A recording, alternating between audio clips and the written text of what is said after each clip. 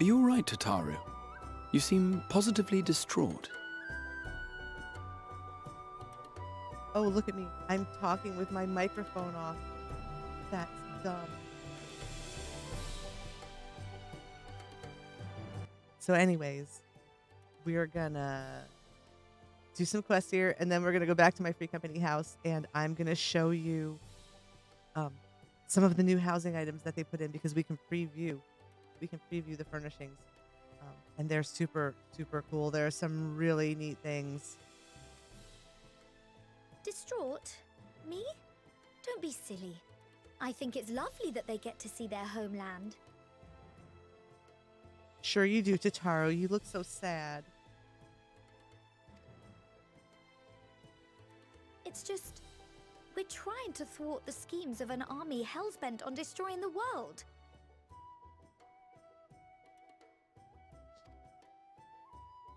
And once again, I have to stay behind and worry that this is the last time I'll get to see my friends. Aww. Poor Tataru. Why do we never take her along? She surely could just sit in town in a hotel room. We've got a lot of money. I mean, this is not nice.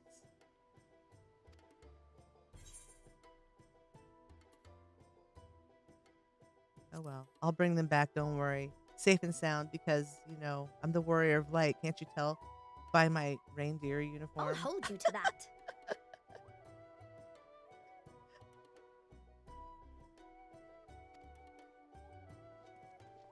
Ah, good. You're still here.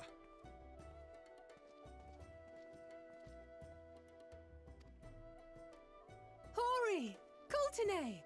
What brings you all this way?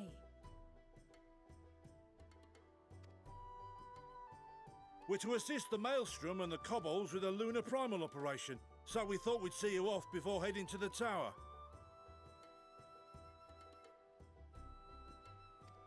All right, Hori Boulder. Flamine and the others wish you all a safe journey, and promise that they'll look after things here until you return.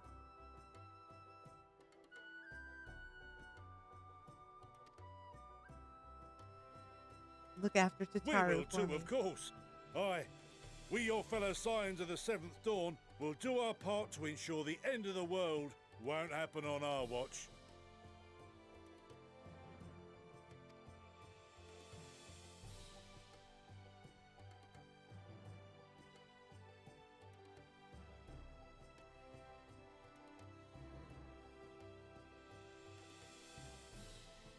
All right, we're going to Charlian. This is so exciting.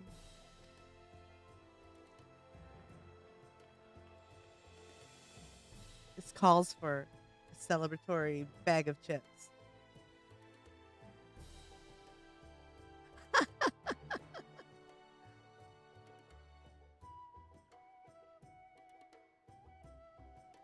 All right, it's time. Here we go. Then we must delay no longer. We will contact you the moment we learn aught of value. Wish us luck.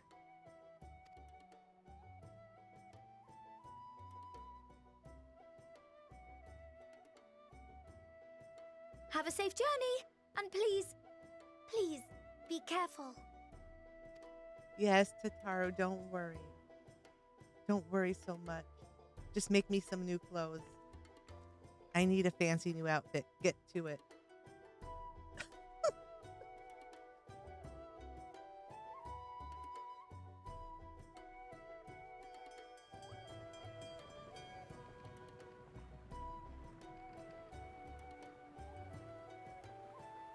And so you venture forth unto the unknown. Unknown. It's not the unknown. People A live in fate Charlian. beyond the horizon that cannot be divined. They A know. future undefined and in flux. In uncertain times, naught but the simplest words of wisdom will suffice.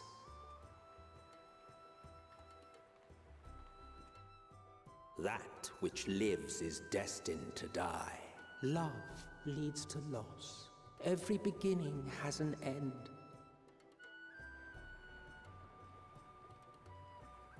Treasure every moment. every step of your descent. Okay, then. That doesn't sound positive. Wait, what? Did the ship go And down? there, in the depths where souls and stars rest, find your truth. Okay. I hope the ship didn't go down. Nope. Good. We're just going across the ocean. Here we go. There be dragons in the ocean, apparently.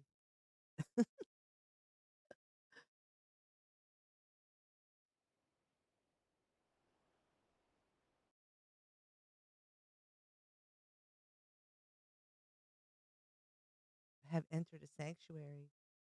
And it's taking a really long time to load because there's probably 18 billion people here. I hope it doesn't like disconnect me. Oh my goodness.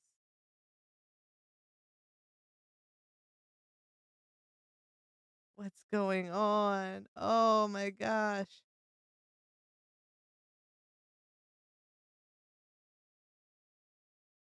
Um, oh no. Yay, it's the first day of Endwalker. This is what we get. Oh, wait. Here we go.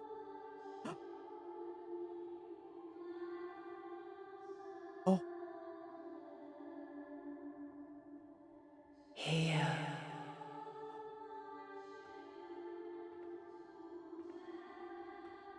feel, oh, oh. think.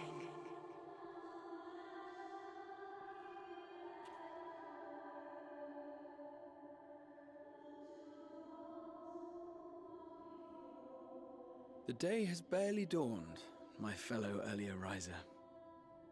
Oh, hello, Graha. Though we're hardly alone in that. Envious of those still sleeping soundly, no doubt.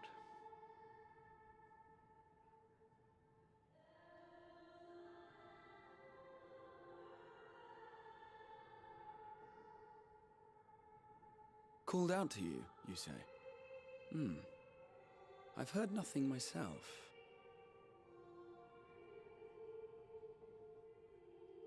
In any case, I dare say the sea air will do you good. Why not join the others on deck? Charlian should be coming into view at any moment.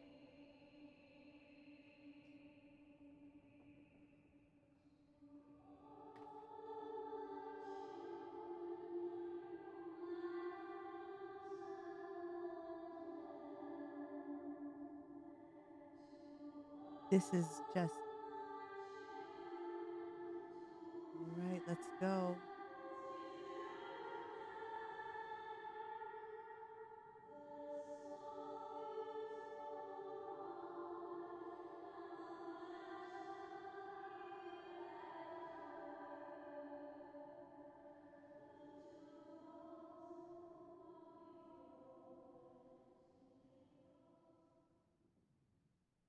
Oh my gosh. I think that there are so many people in this zone that it's just like things are going to run a little slow.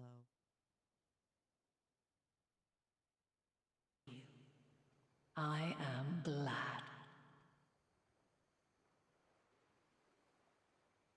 Hear, feel.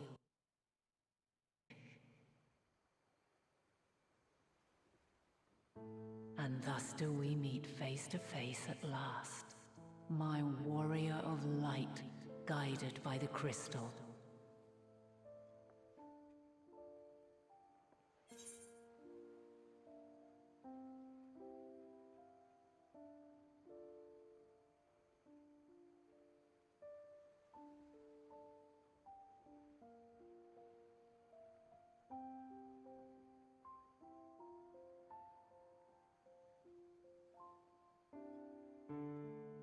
Why now? Why now, Heidelin?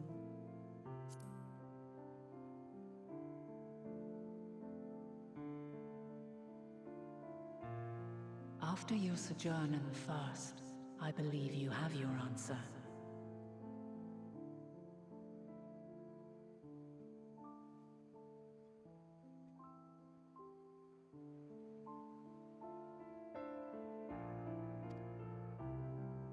You have gained an understanding of what I truly am, what Hydaelyn has always been, a primal. Yes.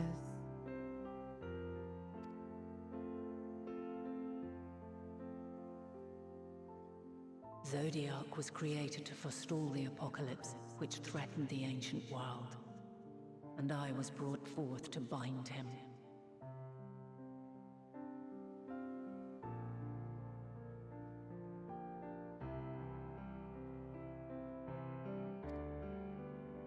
Yet 7 times now, those who would orchestrate a return to that bygone era have rejoined a shard to the god I had sundered.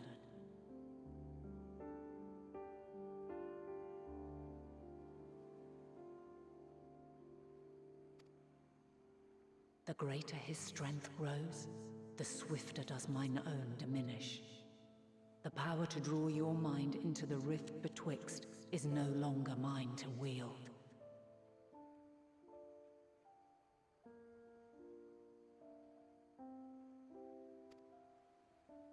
Yet though it taxes me sorely, I dare not leave these words unsaid.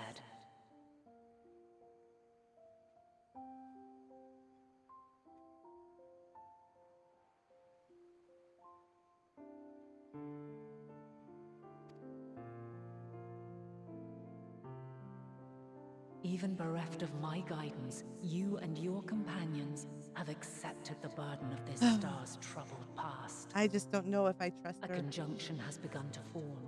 I don't An know what's going to intertwining happen of your here. time and mine.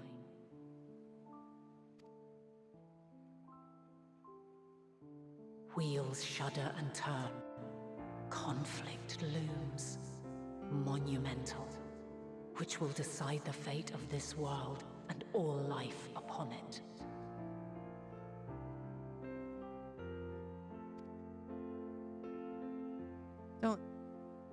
Don't ruin When our you world. truly understand what is at Oh. stake, and your journey has prepared you to surmount the insurmountable.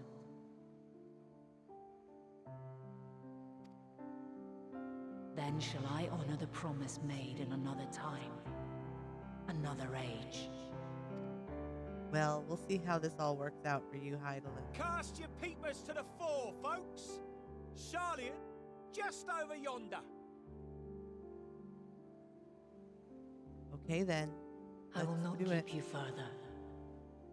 Your traveler's heart must yearn to behold this unfamiliar land. She seems shall so meet nice again. and sweet and And soon. pretty and light and all that stuff. But, you know, I don't think we can trust her because she's a primal. We'll see. We'll see what is going to become of Hydaelyn in this story.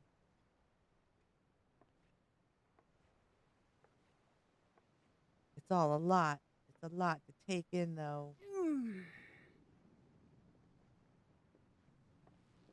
Oh, what a fine morning. Oh, still a bit stiff though. You're not old enough to be stiff, Alice. And a Just good morning stop to you it. too. Taking a look at the island already? Then let's go. Let's go. Yeah, Might still be let's room in the prow go. if we're lucky. I want to see it.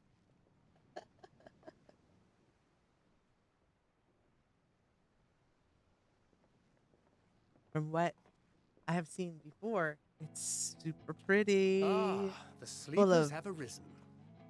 fountains and rainbows. There she is. Good old Charlian. Oh, I see it.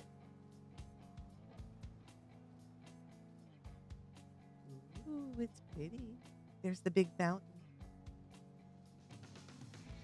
Rockin' music. Home. Oh, got another. Home at last. Well, maybe not in Father's eyes, but we'll manage on our own, if we must. Your dad is a jerk, Alice. You do know You're not alone in this, don't you? That's right. You have... Indeed. 'Tis as Sir Estinian saith. Forget not the comrades who boarded this ship Oh, no. at your side. Urianger is talking in italics again.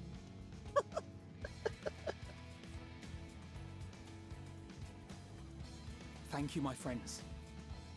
We are ever grateful for your steadfast support. Upon arrival, we will be disembarking into the heart of Sharlayan proper. Okay, then. Let's go. There is no greater concentration of wisdom in all the world. I am confident that somewhere within that center of knowledge and learning, we will find the answers we seek. So I'm streaming this not necessarily for you all to see the story and stuff. I am streaming this because I want to document the chaos. The chaos of the first days of an expansion, you know, for posterity.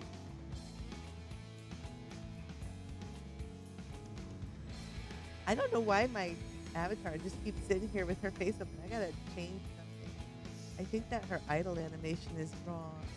Let me see if I can fix it. It's just weird. Look at her. See, because, yeah, she sits there with her mouth open. That's just strange. I don't know why. Let's see.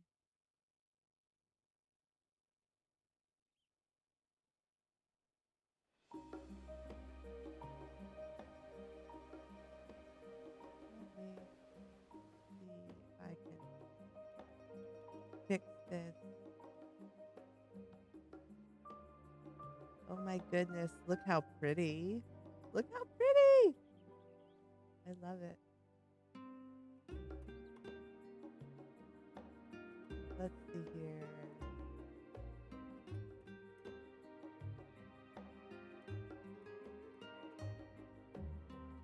There.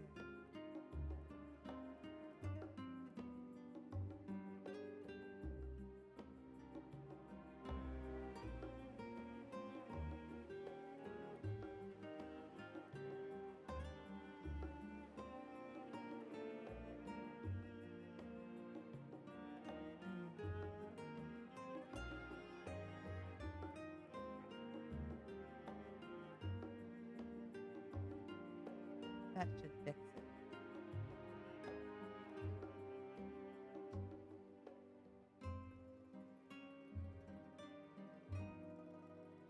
Maybe now she won't sit with her mouth open. I think that worked. I thought they'd never let us off the ship. What's next, then? Entry applications? Hopefully they find no cause to deny us. You know, they're an insular, xenophobic society. So, yeah.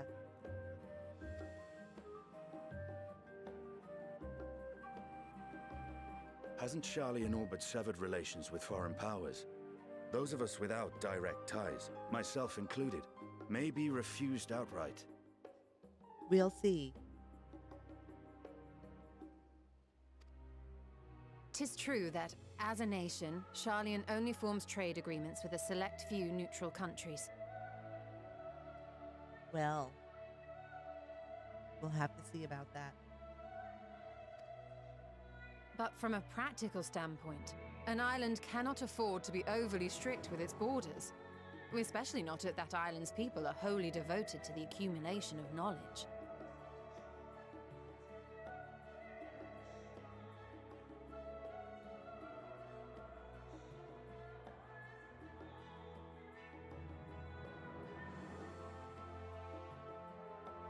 If one submits the proper paperwork, with satisfactory evidence of identity and intent, then foreigners may be granted entry.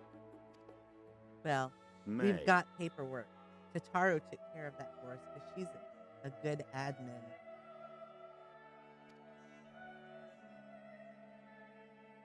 I'm sure Quite. that we'll sneak So in. let us be absolutely clear on these points before we proceed. The immigration officer will ask for your affiliation and your purpose of visit. Considering Sharlayan's views on intervention, I strongly suggest we avoid any mention of the Scions. Okay. Kral has laid the groundwork for us to act as associates of the students of Baldesian, and our ostensible reason for being here is to aid in their order's restoration. Okay. Got it.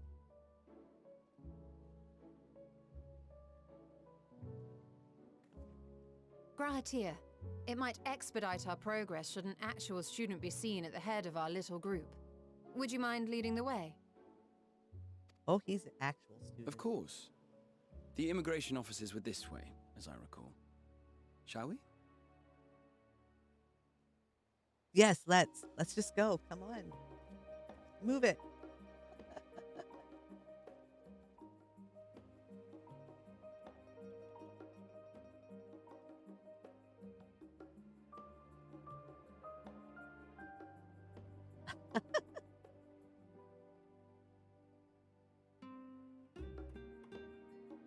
All right. Greetings. We've just arrived. Oh, let's see what this little girl... She sees the Certainly. tattoo. I see by your mark you are an Archon. Oh, I like this little Lala. I am. Grahatir of the students of Baldesian at your service. I was assigned to an Eorzean survey team, but have returned to assist with the reformation of my order. My associates here will provide additional support. All right. I love Graha. Very good. I have paperwork detailing your group and its scheduled arrival for today. Well, thank you. Thank you. This was much easier than they all made it sound.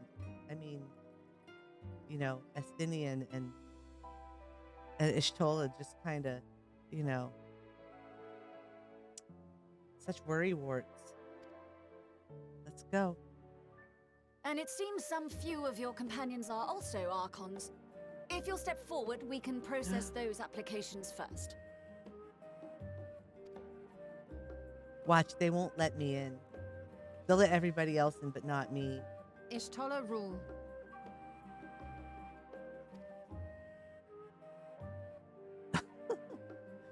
All right, we're just going to stand here and talk to this little Lala lady for a while. See what she does. I'm sure that See how it glows. one way or That another list we'll get is in. etherically linked with a citizen registry kept in the main repository. Fancy. They have fancy magic. I've confirmed your status as Archons and amended your travel records accordingly. Welcome home. Yay! Now, who do we have here? Oh no. Me. We have me. Oh no, it's the twins. Uh-oh. This is their home. They should be allowed in. Alphino Leveilleur. And Alize Leveilleur. Our father has disowned us because he's a giant douche.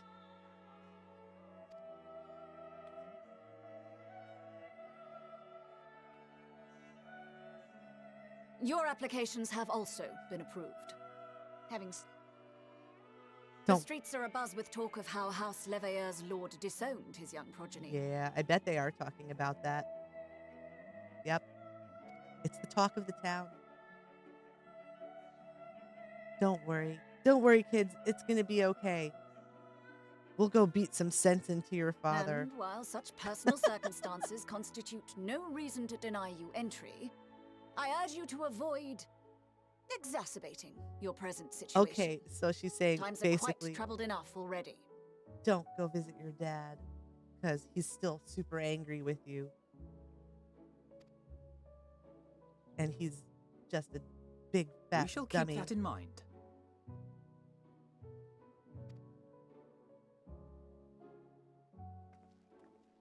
These last two are not Sharlayan natives, but you will find their credentials are in order. An application was made in advance. It's our favorite Ishgardian. Yes, Estinian and me.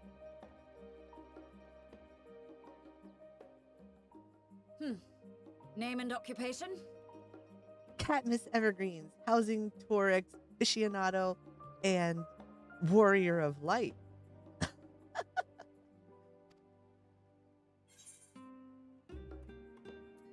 Artisan. I'm an artisan. They might take that better than trying to say that I'm like the Indeed. champion. Your profile describes you as an adventurer, but one also trained in the rather more constructive pursuits of procurement and production. That's right. You may enter. Omnicrafter. And you, sir? Look, she's just going to let Estinian in based upon his looks because he's a hottie and she looks like she could use a good time. Estinian Valino, formerly of the Order of the Knights Dragoon in Ishgard. Formally, at least. And what, pray tell, is Why your is his profession hair not now? in the ponytail? He's my bodyguard. Gigolo. Escort. Lover of Lalafells. If you'll allow me. Oh, Kryles, come to save the day. Estinian doesn't know what to say.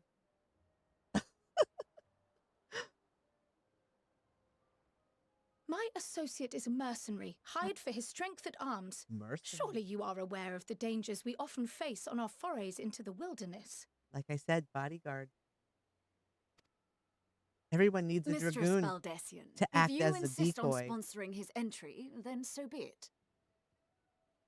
So while he's animation locked and ends up dead on the floor, I can run away. That's how this works. But while I appreciate that desperate times call for desperate measures, I find your choice of company concerning. Be advised that even a single misstep may have severe repercussions for your organization. Yeah, don't worry. We'll keep Estinian on a short leash. I have every confidence in my chosen company, dear and trusted comrades that they are. But I thank you for your concern.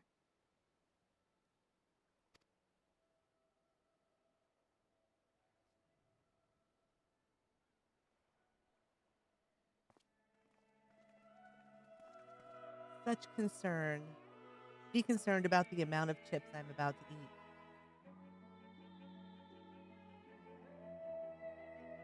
New expansions call for junk food.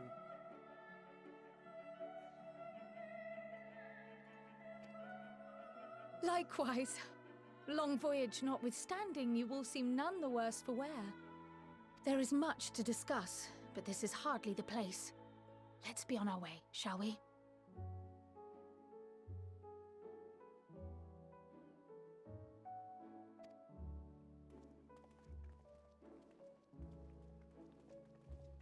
Off we go.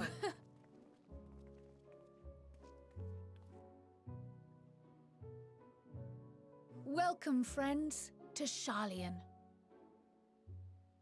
Yay. As your mercenary, I should hope my welcome includes a generous salary. Well, I had to say something, Sir Taciturn.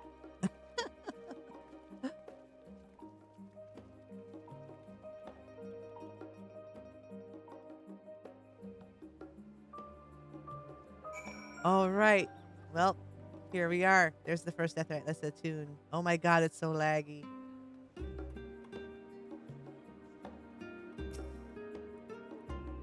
It's so laggy.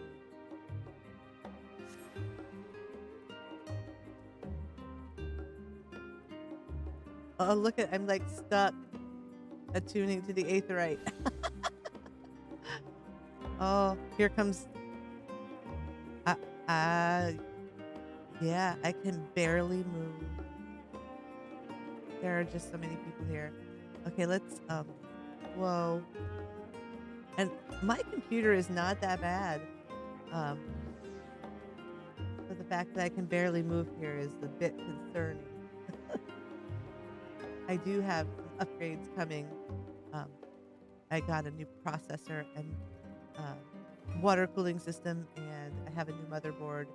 And when the processor gets here on Sunday, I'm going to install that, and that should help. That should help a bit. And I just have to get myself like on the new egg shuffle list for a video card because I'm running a GTX 2060 right now. Oh no, 2070 actually.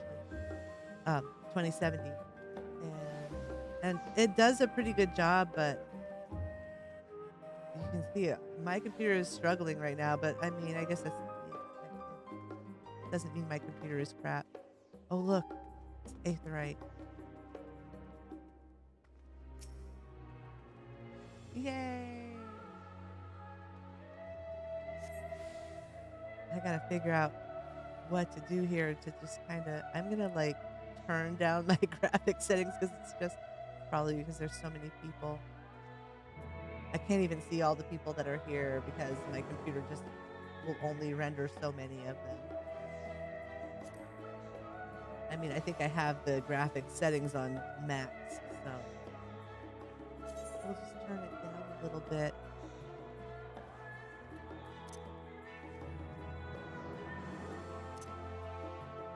Yeah, graphic settings are on maximum. Let's just go to standard and see if that helps. That helps a little. Not much. Okay. So, before we get into all of this, let's do the thing that I really want to do. We're going to go. Let me check first. Let's see here. Whoops. Teleport. It's so laggy, I can't click the right buttons. So, oh look, there's a new place to teleport. No. Where's oh, there it is. Okay, so it's there. So we can come back. Let's go to Mistwick. I want to show you guys. I want to show you the new housing things that are in the housing preview. It's amazing. And as much as I love this little Calorie Chan 2D model, I mean, she's super cute. I love the candy in her hair and the chips and stuff. I'm going to actually change to a different avatar. Hopefully it won't crash my Streamlabs, but it might. So we'll see. I'll be right back with my regular avatar.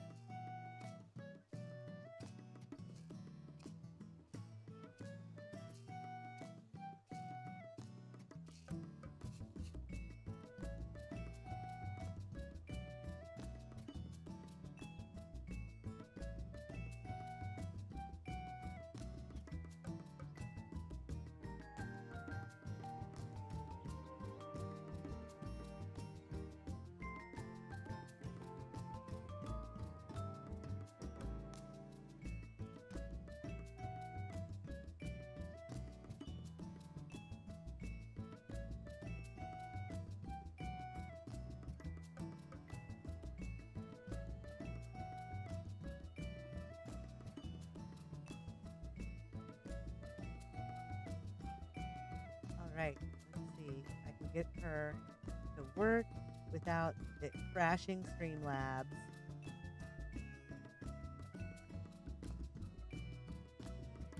Oh, I think it's going to work without crashing. It's amazing. There she is. Yay. All right. Oh, wow, she's giant.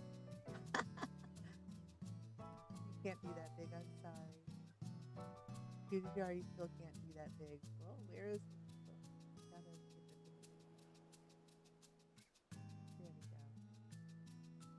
there you go. Better.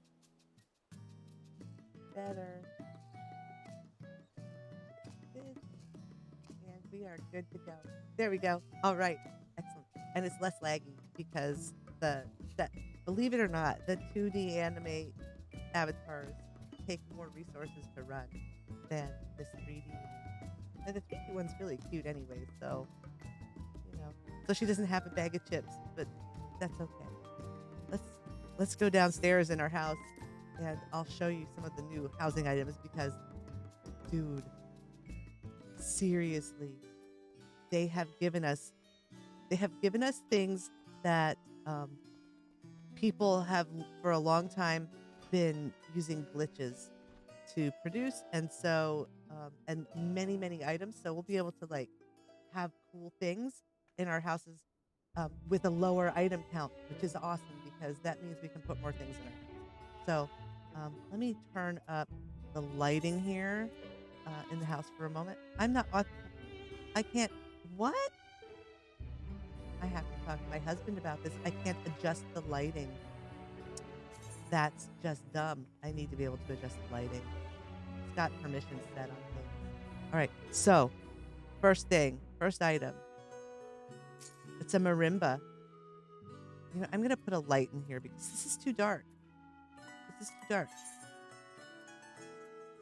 Let's see if there's a light in this thing somewhere. There should be some lamp somewhere, unless he put them all somewhere. Oh, here we go, dragon floor lamp. So I'll just put that there and we'll turn it on so that we have more light in here. There we go. So let's preview some indoor furnishings. There's a marimba. It's a new instrument, which is pretty cool. This is an item that is made by carpenter because it says it's desynthesizable by carpenter. So that's a carpenter item. Pretty cool. I'm going to put down another light, actually. I'll put down this hanging floor lamp over here. If I can find it. I know there was one in here. Oh, here's a Tonberry floor lamp. That's perfect. Oh, wait, that's upstairs. I need this. I'm looking at the wrong list. Here we go.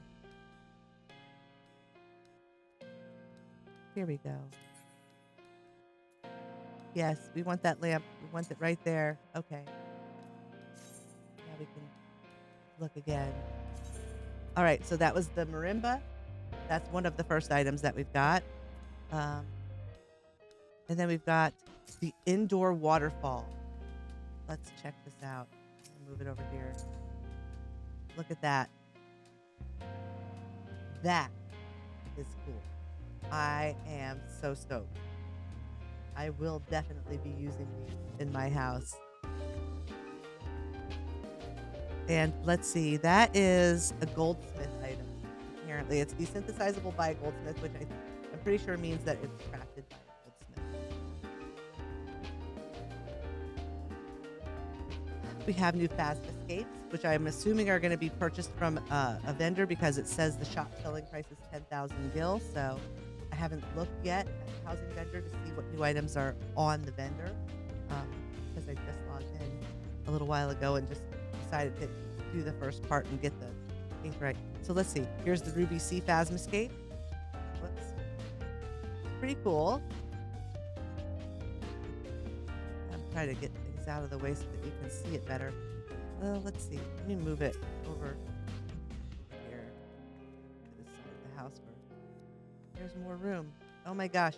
I purposely came into this empty part of the basement so that we could look at things, but you know, it's like my house is so full of stuff. Let's see. Let me move it over here. There we go.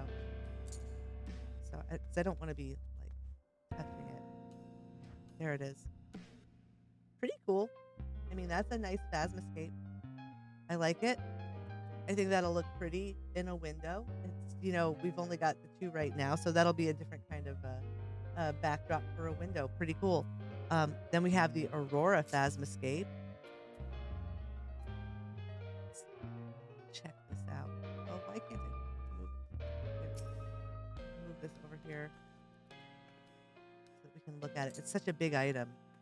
There's the Aurora, and so, you know, it's like the Porthos Western Highland and Falcon's Nest with the Aurora Borealis. So that's pretty cool. So you can, you know, use that in your Ishgard houses.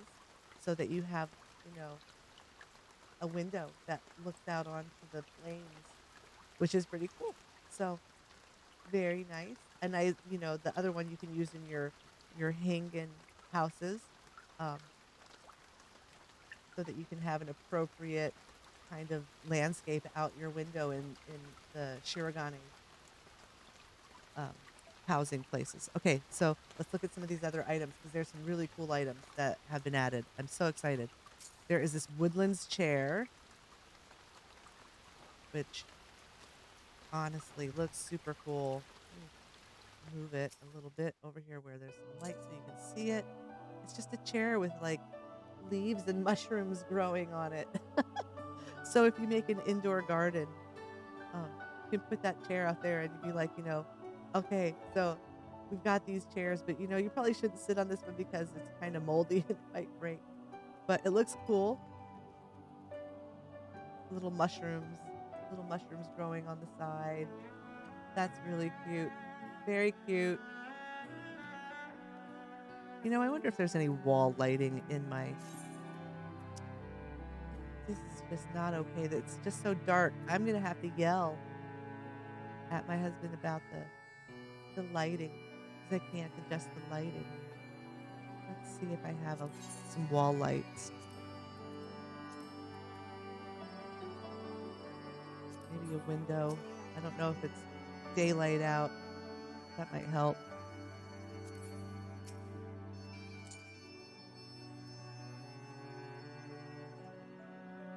That's a wind chime.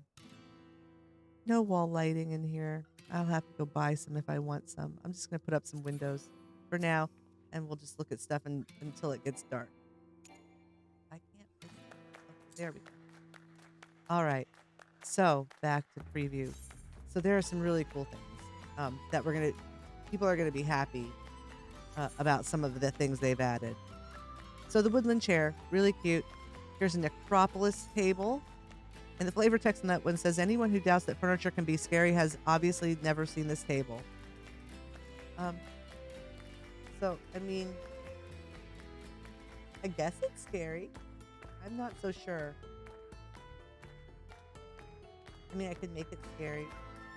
I guess. We'll see. But there's a little table. That's kind of cool. There's an Apothecary's Workbench.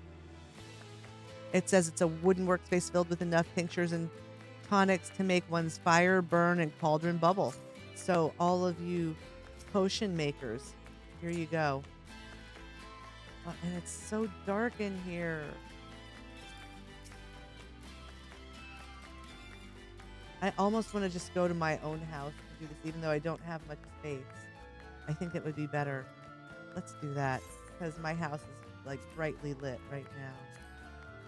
We'll just go to my little house, and we'll take a look at the stuff there.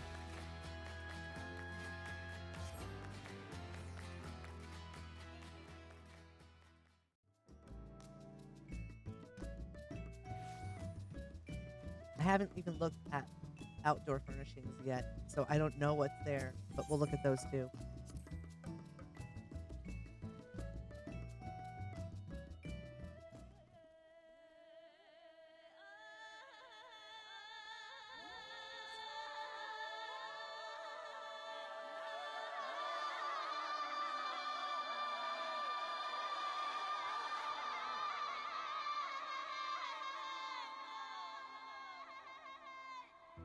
All right, let's go downstairs where I have a little more space, and we'll look at things like over here.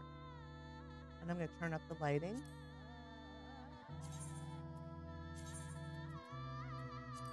There we go.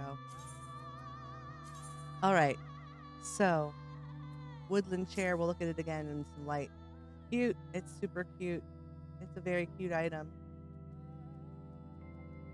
I like it. Let's see if this Necropolis Table looks scarier in the light. No, not really. It doesn't look any scarier. Apothecary's Workbench. Look at that. Think about here where we have a little room to look around. So it's cute. It's got some little plants on it. It's got some potions. It's a legit desk that looks like a kind of a modern desk, and I can totally see people like sticking the level checker on here and turning it into a computer desk. It's just like, you know, an L-shaped computer desk. So really cute. I like it. Nice item. Here's something that I'm super excited about. Everyone is going to be so stoked for this because we can save like 20 items on our item budget with this. Check it out. The square niche partition. So it is a partition that matches the marble partitions. And it's got built-in little shelves. And you know, you can put items on them because they're little shelves. Or you can put little windows in here. You could even put a phasmoscape behind this and have them be like, you know, windows on the outside that look like they're looking out on the landscape. So I can see all kinds of uses for this item. This is cool. Very cool. Then there's this lamp. It's an ancient lamp, which is, you know, just a cool little lamp item. Check that out. Look at that. I like it. That's classy. Pretty nice. Pretty nice item. An Orchestrion Phonograph. It's a tabletop furnishing with a trumpet-esque funnel designed to spread sweet melodies around a given space. So I don't know if this actually is an Orchestrion or not, but I'm because it says it's an Orchestrion Phonograph, I'm assuming it is. So there's an option for you for your Orchestrion if you have, you know, don't want the giant Orchestrion or the little tabletop one. There's a different option. Cool. I like that. Table mat. So now you can set your table with a table mat. Let's go upstairs. We'll put these on the tables upstairs in the restaurant. So you can have placemats on your table without having to, you know, consume all of the food off of something that has a mat. So there you go. I like it. That's cool. Candlelit Sundries. Okay, so this is super cute. I looked at this earlier. Check it out. Just this little, put it over here.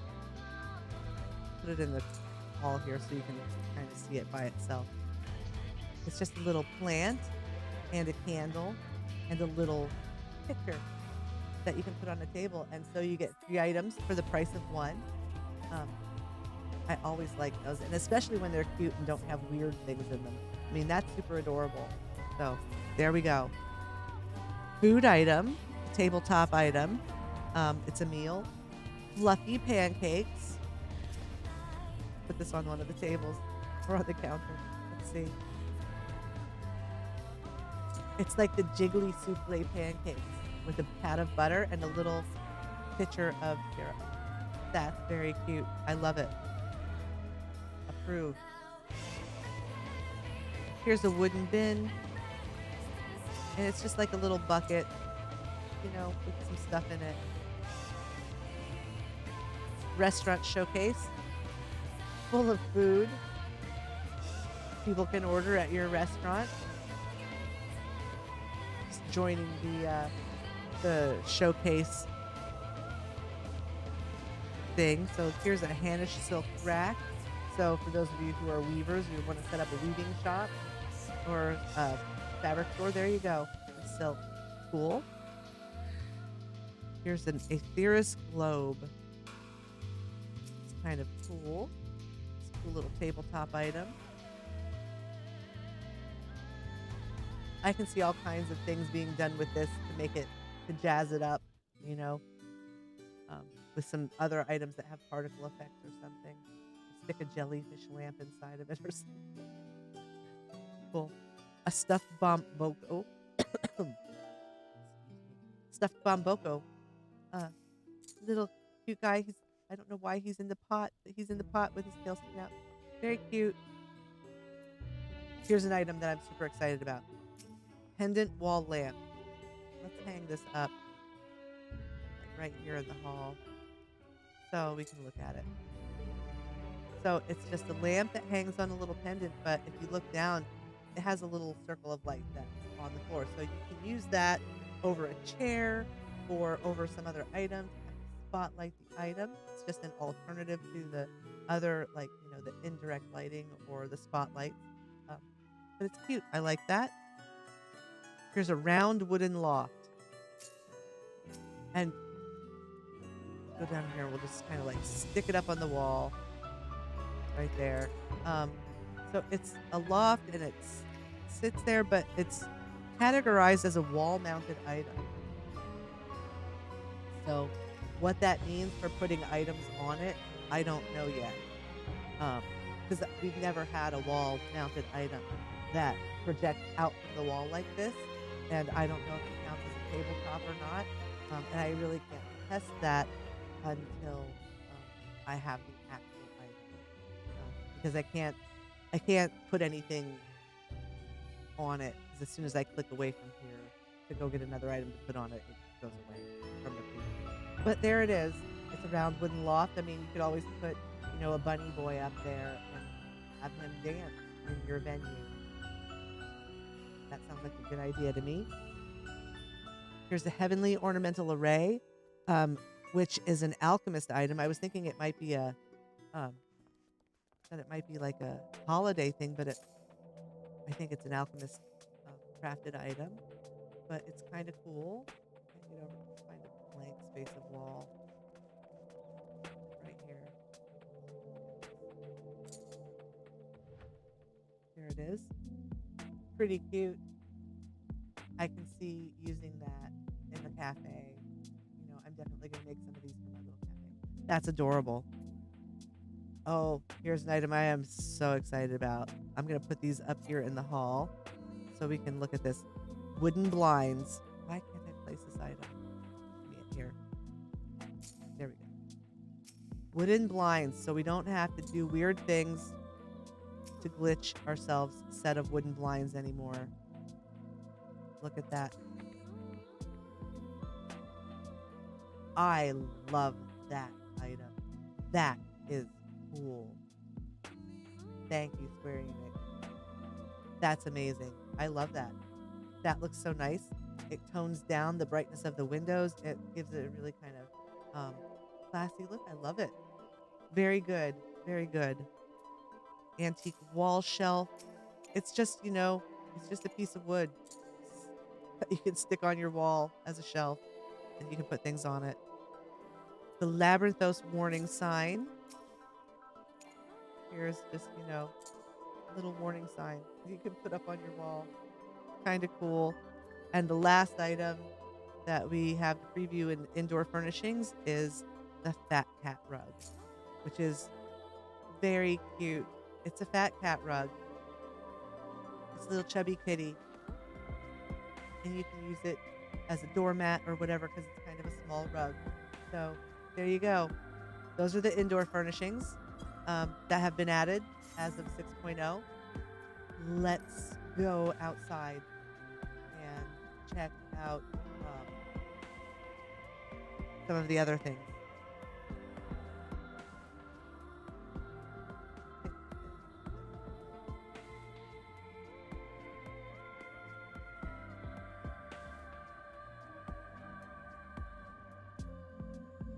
It was too big. My head was getting cut off at the top. All right. Let's go look at outdoor furnishings. I assume that there are outdoor furnishings. I just have not checked yet. So we'll see. We'll see. So I'm super excited to level up my crafting and gathering so that I can make all of this stuff. Let's see what we've got.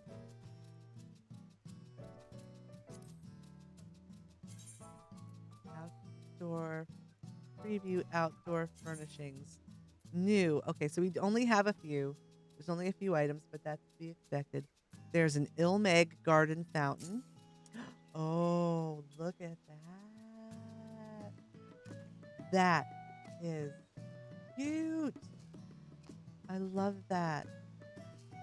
I love that. Oh my goodness. I am so excited. My yard is going to be so different. That's beautiful. Beautiful. We have a hanging bench Look, it's a tree with a swing in it. Oh my gosh. I love it. That's so cute. Oh my gosh. I'm stoked. I'm so stoked. Let's see. Garlean containers. Oh gosh, here. For those of you who want to have big metal containers outside your forge, there you go. You can stack your yard full. We'll blame you for the supply chain issues. Like, yeah, supply chain issues. We can't get video cards because so-and-so's got all of the chips in boxes in their yard. Can't get a ship, sorry. All right, so let's see. Where's the Charlian lamppost? Here we go. Look at that. That's nice. Very nice exterior illumination for your yard. I will probably put some of those in my yard because that's a very nice light. And I like to have some lighting in my yard. Whoa, look at this. A Thavnarian doe. It's a boat. You can put a giant freaking boat in your yard. My yard is far too small for this enormous boat. What the heck? That's cray. All right. Thavnarian striking dummy. There you go. A new target dummy for those of you who like to put these in your yard. It's kind of cool. I like it. Anyways, best items, fountain, and hanging bench, and Charlian lamppost. Very nice. And indoor stuff, that partition, and the waterfall, and the spotlight. There's a lot of cute things. I'm so excited. All right. So that's the new housing preview, and I'll run through these again later for people who missed it this time. And, just had to take a look. I don't know what's going on here. I have a work thing that's supposed to be going on, but nobody's responding to me. So I am going to have to take a short break. And I'll be right back. And we'll see if I can continue streaming or if I have to go for a little while. I may have to go for a little while. But I'll let you know. Give me 5 minutes to find out. And why not? Why not? I'm just trying to spread some happiness out here in the world by being nosy. See, where are we? I wonder if we can go down here to 26. We were in that one already. We were here, right? Oh, no, we weren't here. So this is new home. Owner is Karen. Is it Karen? This is Karen's house. Please don't tell anyone how I live.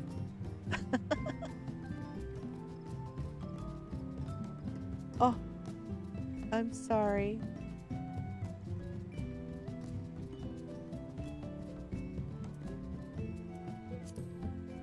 I play too much. I play far too much. I probably should have been doing other things when I got that.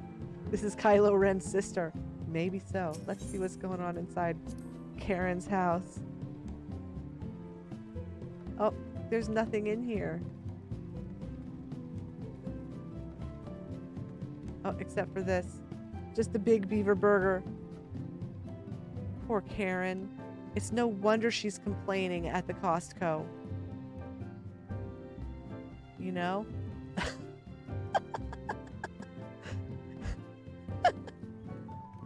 Oh, goodness.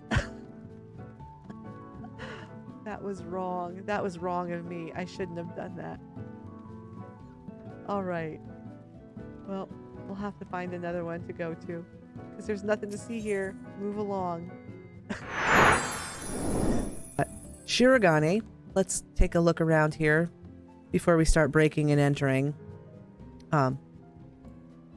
It's a really pretty housing district. It's beautiful. They have a beach. It's not quite as nice a beach as Mist. I mean, You can go swimming here. You can swim out. I don't know how far out you can swim. Let's find out. I haven't done this before. It's Weeaboo Mist. Oh, you can't swim very far. You get stuck right here. So that's about as far as you can go.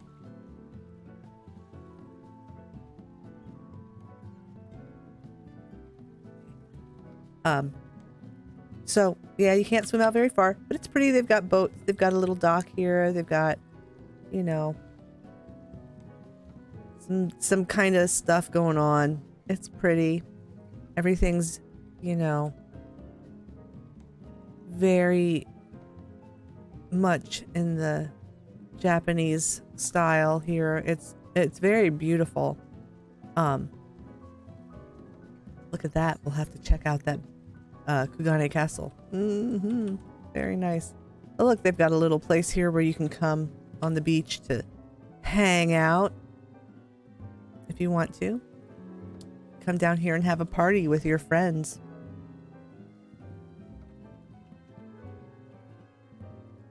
Check out that guy's Speedo.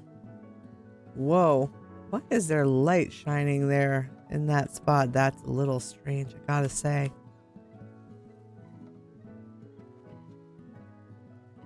Pretty hire girl. She looks like she would just love to get away from this guy. Look at her face. I can hear what's in her head. It's like, oh my God, if this guy mansplains one more thing to me, look at him, he won't stop. He just keeps talking and gesticulating and waving his arms. He's been doing this for 3 years now.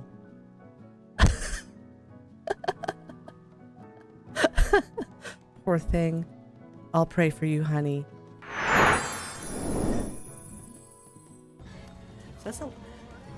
There's a lot of housing in this game. There's a lot of material for me to continue looking at people's places. I could do this for the rest of my life and probably never see everyone's house. That's sad. That makes me sad. I want to see everyone's house. Really nice. Very well done. I love this house. I love every house I go in. Even the ones that other people might think are just kind of dumb. I appreciate the time that everybody spends to decorate their home. You know, to put a little of themselves in and to do something that makes them feel happy. And that's what it's about. And so I hope that everyone feels happy when they go looking around in people's houses. Go, do it. It's not breaking and entering if the door isn't locked. So, go into my private room, and this is my department store Santa Claus display.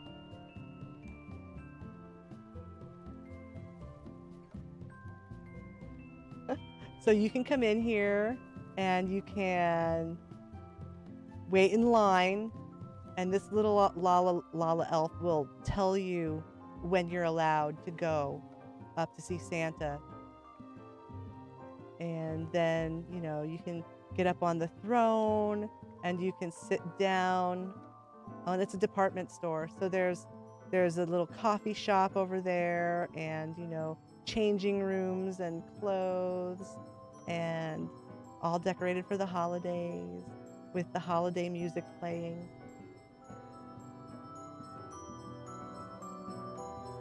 And let's see here. So I'm just going to sit and whoops, I don't want to be in first person. There we go.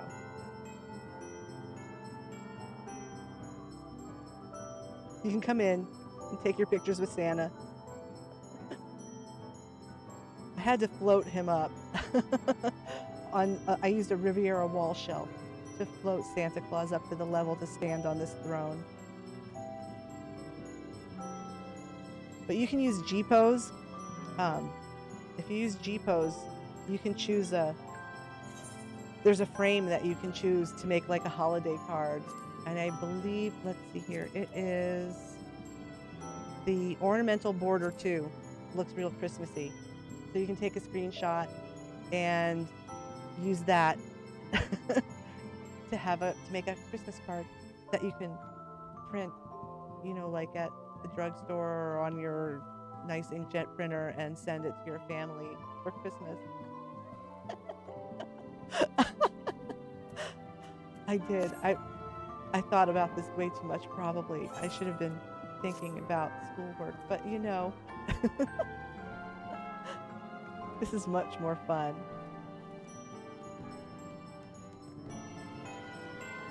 Eat your heart out, Walgreens. That's right. They don't have the cool, you know, woolen velours or whatever these things are, you know, that you get when you're a noob.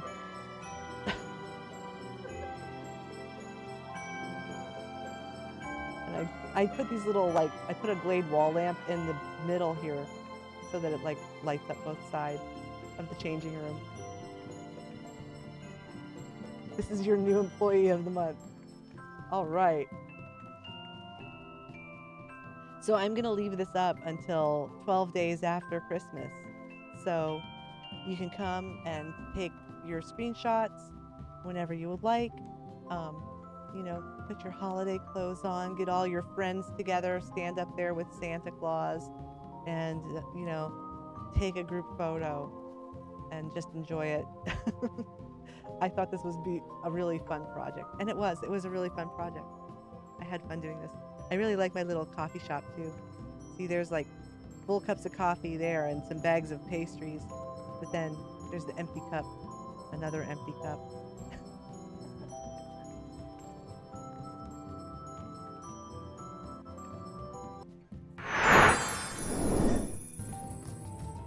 And why not? Why not? I'm just trying to spread some happiness out here in the world by being nosy. Let's see, where are we? I wonder if we can go down here to 26. We were in that one already. We were here, right? Oh, no, we weren't here. So this is new home. Owner is Karen. Is it Karen? This is Karen's house. Please don't tell anyone how I live.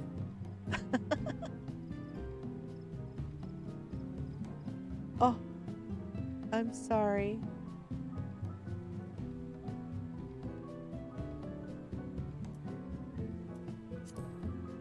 I play too much.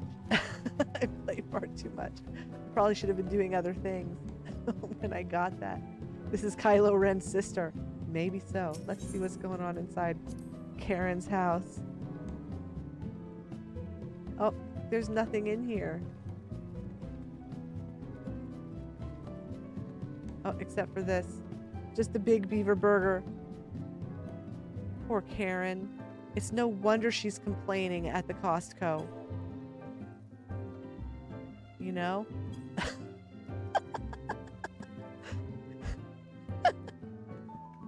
Oh, goodness.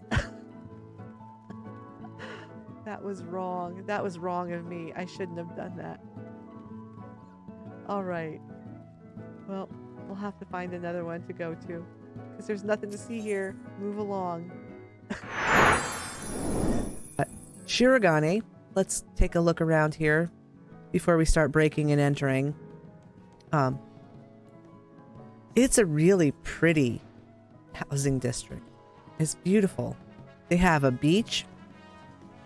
It's not quite as nice a beach as Mist. I mean,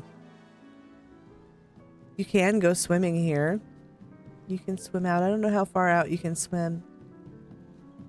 Let's find out. I haven't done this before. It's Weeaboo Mist. Oh, you can't swim very far. You get stuck right here. So that's about as far as you can go.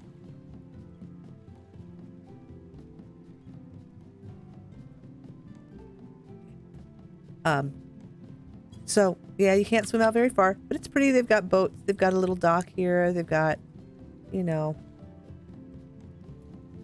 some kind of stuff going on. It's pretty. Everything's, you know, very much in the Japanese style here. It's very beautiful. Look at that.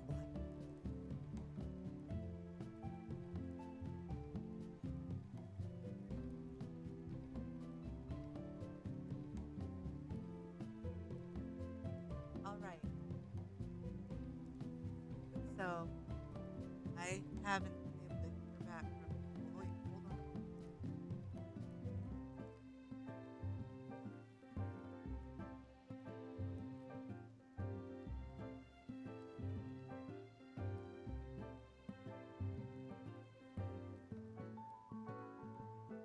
I'm resolving this work issue. I will be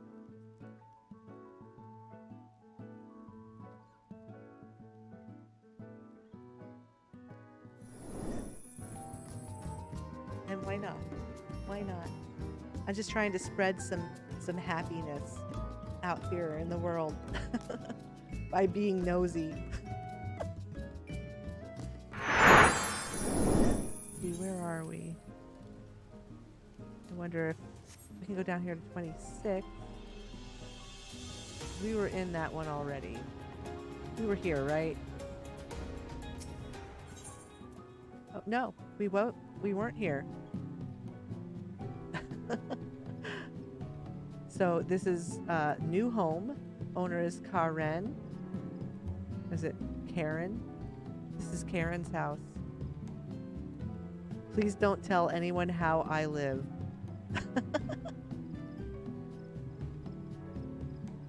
Oh, I'm sorry.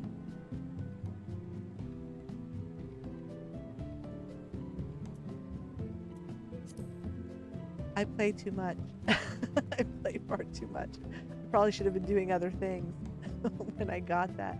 This is Kylo Ren's sister. Maybe so. Let's see what's going on inside Karen's house. Oh, there's nothing in here. Oh, except for this. Just a big beaver burger. Poor Karen.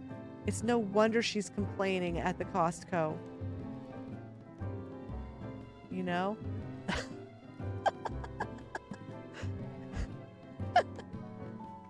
Oh, goodness.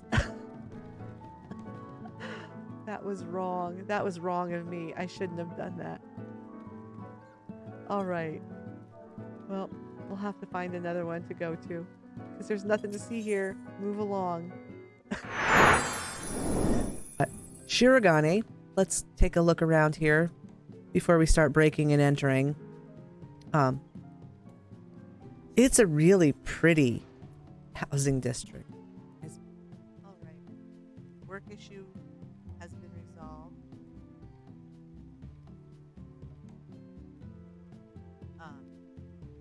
Basically, I am supposed to be doing something for work this morning, but I'm not going to do it, and it's not because of the Endwalker. It's actually because I have had a migraine for 3 weeks straight, like a 3-week straight migraine, and I have taken 5 Imitrex this week. I only get 9 per month. That's all that my insurance will pay for. So I have 4 left that have to last me for the next 3 weeks. And so what happens, I don't know if any of you have migraines out there. I get migraines and they're kind of as a kind of like a side effect of or like a comorbidity, I guess they call it, with my Addison's disease. When my cortisol gets too low, it will trigger a migraine. It's one of the signs I know that my medications are not quite right, is when I start to get headaches. So things have been a bit off because the doctor gave me the wrong med a couple months ago. So I've been trying to like get back since then. But anyways, I've had this migraine now for 3 weeks straight, like every single day for 3 weeks. And so in order to not use up all of my meds, I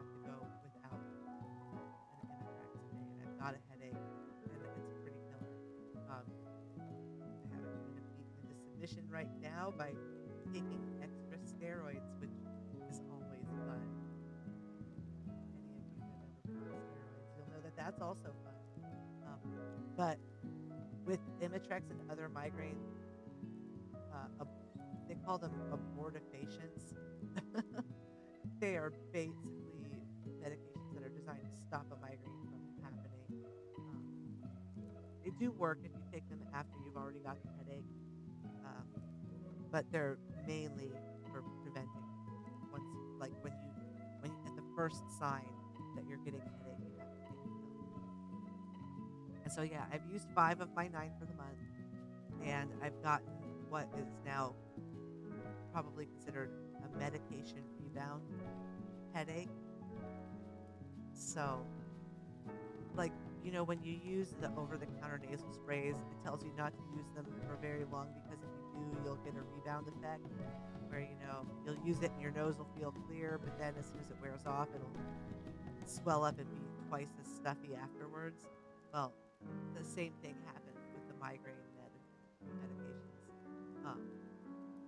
And so I've probably gotten myself into the medication rebound headache zone, and that's why I've been having, you know, the last week, like every single day. It's like as soon as the medication wears off, the headache. And so I have to go a few days. I've had this happen before. So I have to go a few days without using any meds for the migraine in order to get it to go away. And so right now it's okay, but I'm not really in any kind of shape to lead morning prayer for my church. You know, it's really hard for me to think, and I was supposed to write a reflection, and I could not get my head together to write it this morning because my head just hurt so bad. I woke up at 5 in the morning and came out and sat at my desk and I logged into Endwalker, but I didn't play because basically what I did was take a bunch of meds, take a bunch of steroids, drink some salty bouillon because part of the reason part of the reason I get the headache when my cortisol gets low is that my sodium, because glucocorticoids help your body retain salt. And one of the things with Addison's disease is that you lose salt in your urine because you also, in addition to not making cortisol, you don't make aldosterone, which is another important hormone that your body makes that you need to be a normal functioning human. And so I don't make that, and I take a medication to replace it, but it's not perfectly effective. And so I woke up at 5 a.m. with a migraine and took a bunch of meds and sat here with, I have a little shiatsu massage pillow that I stuck behind my neck and drank the hot broth, and I used the pillow and took the steroids, and I feel well enough that I can sit here in my chair like a potato and click buttons and comment a little bit. But if I say goofy things, you know, besides the fact that I'm just goofy in general, the migraine kind of. One of the things, I don't get a visual aura. Like some people see, you know, a rainbow around their vision when they get a migraine. Like that's how they know it's coming on, because they'll have like this like rainbow effect around the items or objects in their vision. I do not get that. I don't get the aura like that. What happens to me is I get what they call a neurologic aura with my migraine. And basically, I will be clumsy. I'll drop things, and I'll walk into things, and I'll mix up words. You know, so when I have a headache, if I say something that sounds particularly dumb, it's because my brain is, you know, not working right. It's just not working right. And so that's what's going on today for the first day of Endwalker expansion, which I have been waiting for so long, just like all of you. I have a migraine and can't take any meds for it. So I'm just going to do my best to try to enjoy the game with a headache. And forgive me if I'm goofy. I can't help it. And I'm going to play for, I have about 3 hours until I have class at 12:30, and then I'll have to be in class for 3 hours. So I'll be offline for a few hours, and I'll be back again after that. My husband will be home around that time too, and he'll start playing and leveling up. So this is exciting, but also not so much fun with a headache. And so I hope that everyone will be gentle. Be gentle with me. My head hurts. And I'm doing the best I can. I'm glad that I can play and see this new content. So I'm going to go get my coffee really quick. And then we'll go back to old Charlie and do some questions. And I will review the new housing items again this afternoon with my later stream for people who I'll be right back. I'm just going to go grab my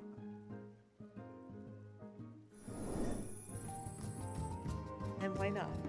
Why not? I'm just trying to spread some happiness out here in the world by being nosy. See, where are we? I wonder if we can go down here to 26. We were in that one already. We were here, right? Oh, no, we weren't here. So this is new home. Owner is Karen. Is it Karen? This is Karen's house. Please don't tell anyone how I live.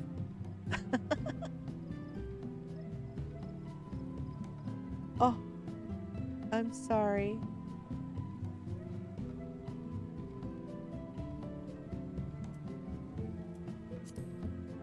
I play too much. I play far too much. I probably should have been doing other things when I got that. This is Kylo Ren's sister. Maybe so. Let's see what's going on inside Karen's house. Oh, there's nothing in here. Oh, except for this. Just a big beaver burger. Poor Karen. It's no wonder she's complaining at the Costco. You know?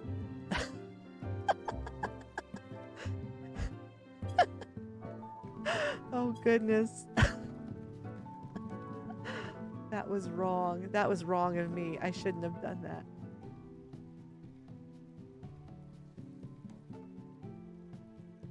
All right. I have to answer a question for a free company member.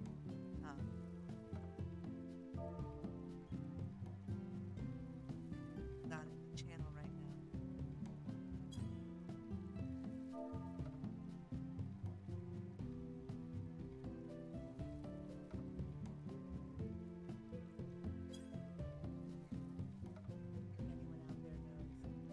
Do you remember? I don't remember because it's been so long since I did my first animal weapon.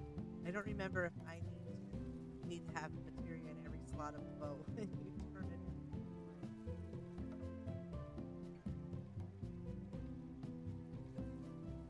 Top of my head chopped off. Oh gosh.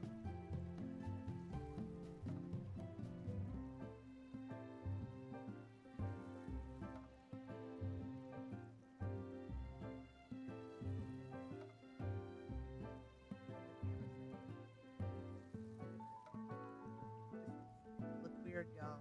I am a giant. Why am I up so high? Oh gosh.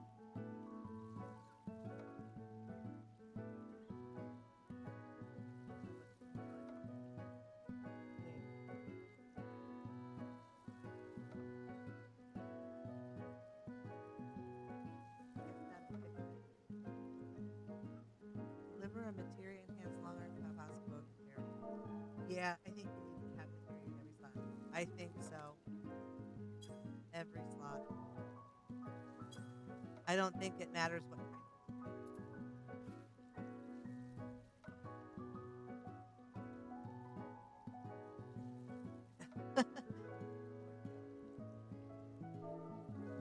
I don't know if it matters. If he needs money, I'll give him money. Give me some money, but no big deal. All right, so we're going back to Old Charlian now, and for those of you who missed the housing item previews, I'll do it again later today. Look at them again later today, or you can go back and look at the beginning of the video, or wherever it was. It was in the middle. But I'll make a special highlight of just new housing items. Some of them are really exciting, really cute. I gotta speed up. I'm gonna level up my white mage. So, Joe, do you not know how to use the market? Have to answer the phone.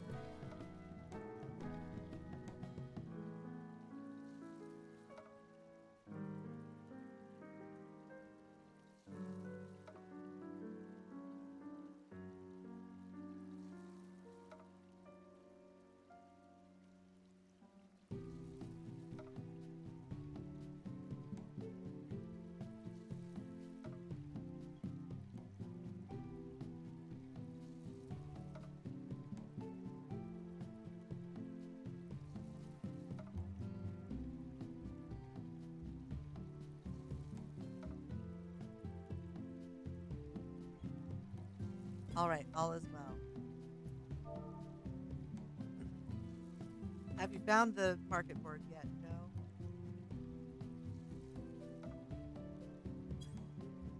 This you can buy something. I can show you.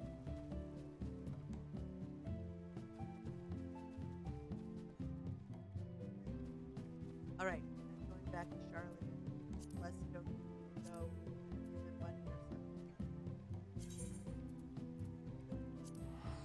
How crazy laggy it is when we get there.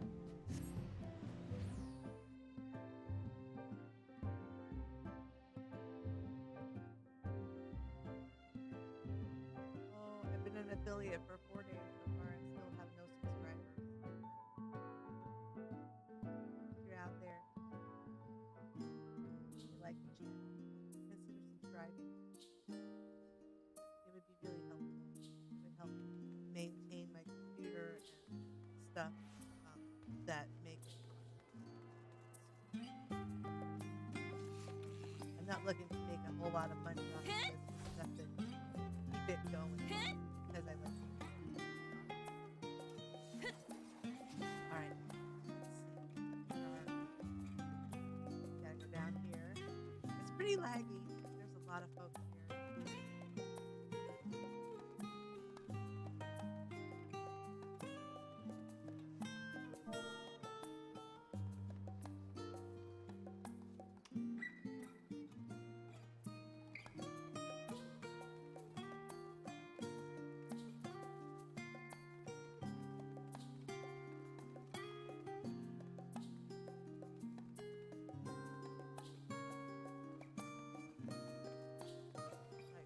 Back down here.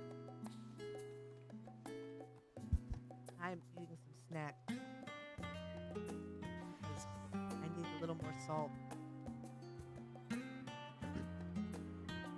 One of the benefits, I guess, if you could call it a benefit, of the Addisons and the headaches, the salt loss, is that I get to eat as much salt as I want, pretty much.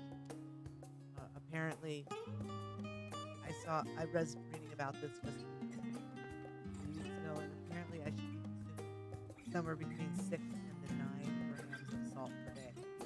So, to put that into context, most people are told to consume 2,400 milligrams of salt or less. And I'm told to eat 6 6,000 to 9,000 milligrams of salt per day. So, salty snacks, rock on. I can have as much of them as I want.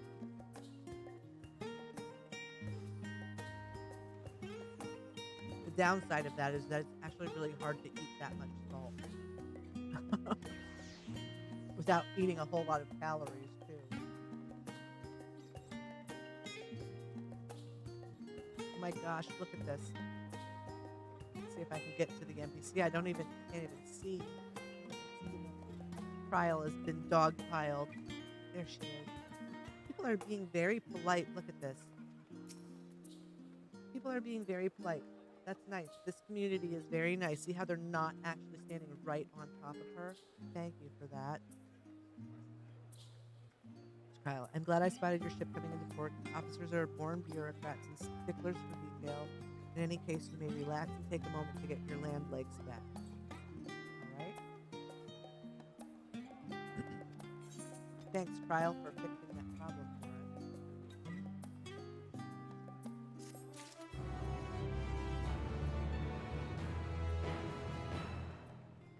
All right.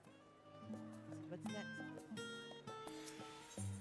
I'm just going to tell people thank you for being so polite.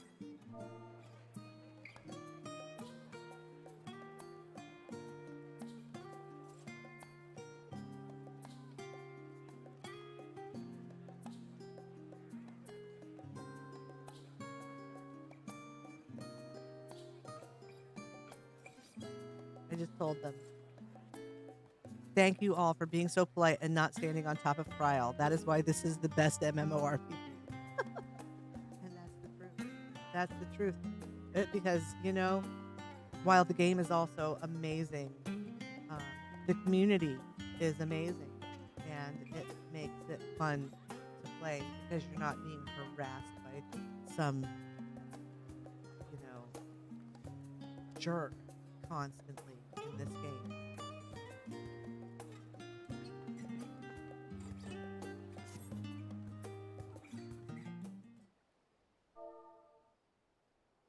Did you find the market board?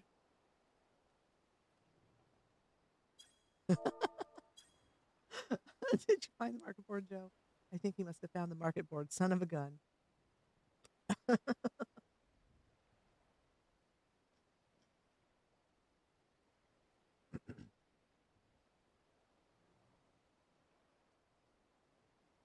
had thought to launch directly into an explanation of what I've learned and how we might proceed.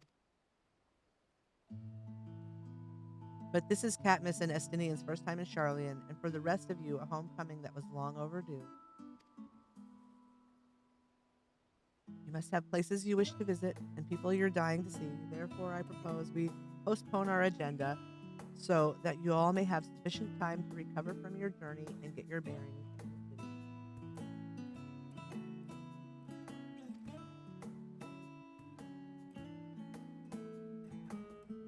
Once you've settled in, we can reconvene at the Baldesian Annex. How does that sound? Sounds good. Let's do it.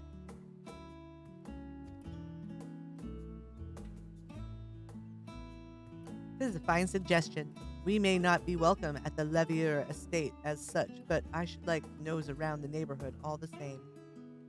I would imagine that they have childhood friends that they would like to visit.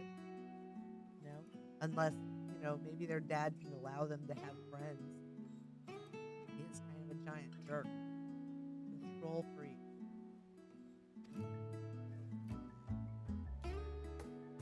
Poor kid. They're lucky they found me. I'm everyone's internet mommy. Ishtola says, I am equally untethered, as it were. There is no particular place that my kin call home. Still, I would not pass up the opportunity to reacquaint myself with the city.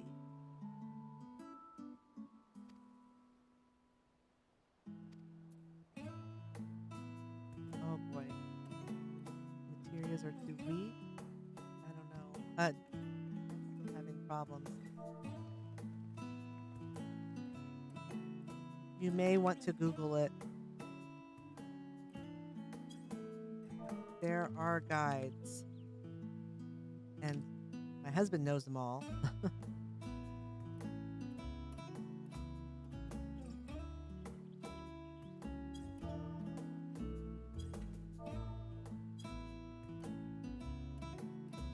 So there are guides out there for the anima weapons, thankfully, because especially the first weapon, the first set of anima quests, they were so confusing.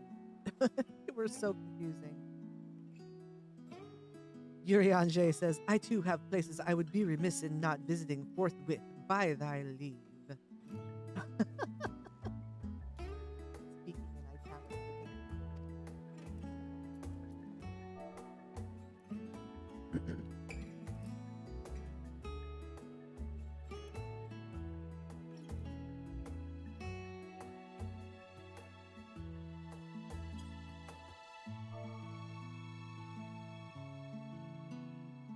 Helping Joe with his thing.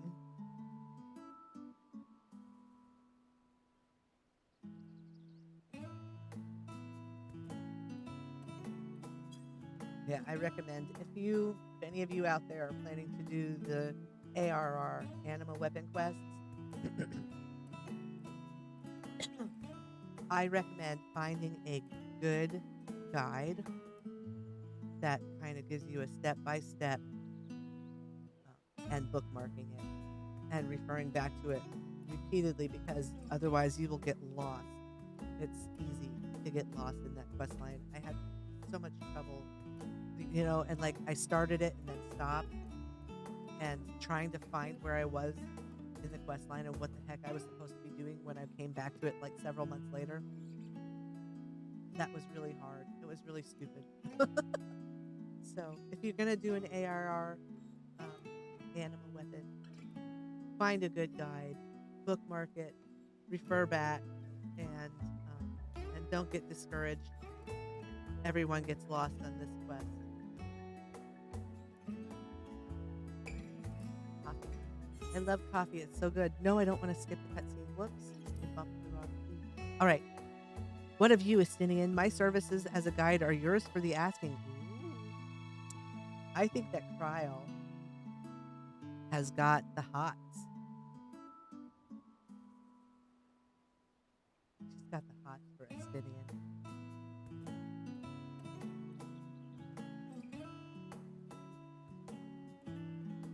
That won't be necessary. Until we reconvene, I prefer to wander as the wind take me. Oh, but Estinian, he's a confirmed bachelor. He's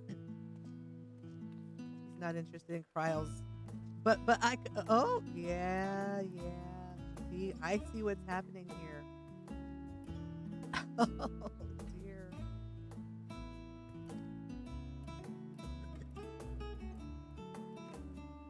It's okay, Kryl. You'll get another chance. Don't worry. Well, Raha, would you like to join us then? You've been gone for quite a while. This would be the perfect way to refresh those dusty old memories of yours. Oh, of course, if you will have me. Of course you will. You're a cute cat boy. Come, Catmiss. Charlene awaits. All right. The web captioner doesn't work with Charlene.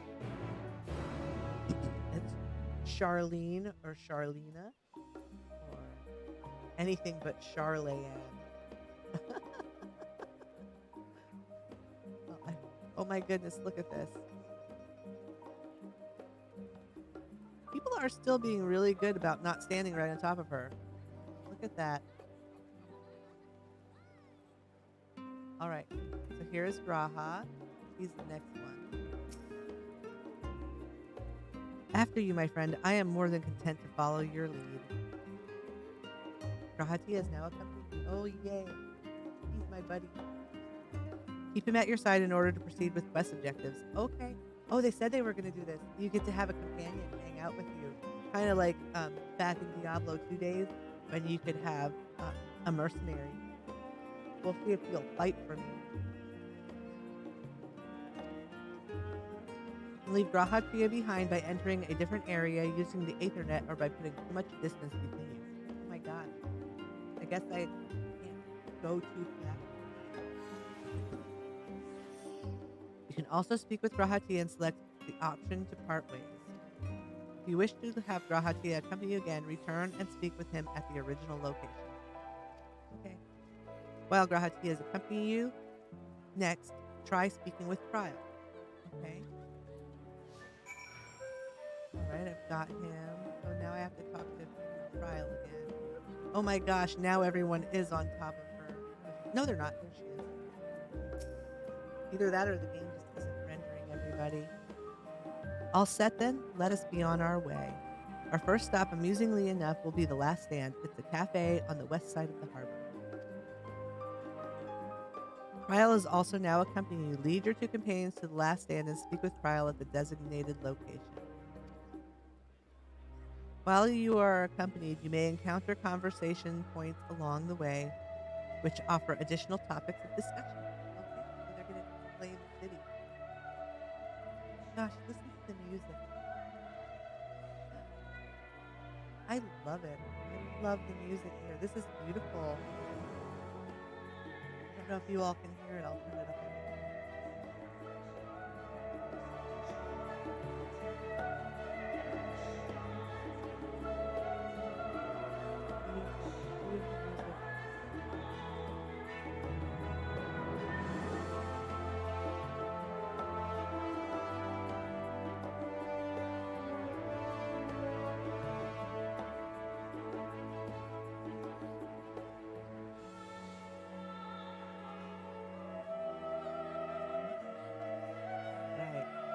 So let's see.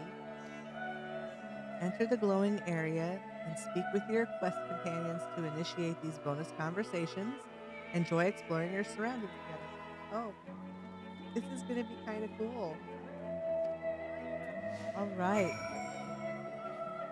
All right, so now let's just go towards the area where I'm just going to walk slow. We're just going to walk. Let's just walk through the town. Me and Grahatia and Cryle and my dodo.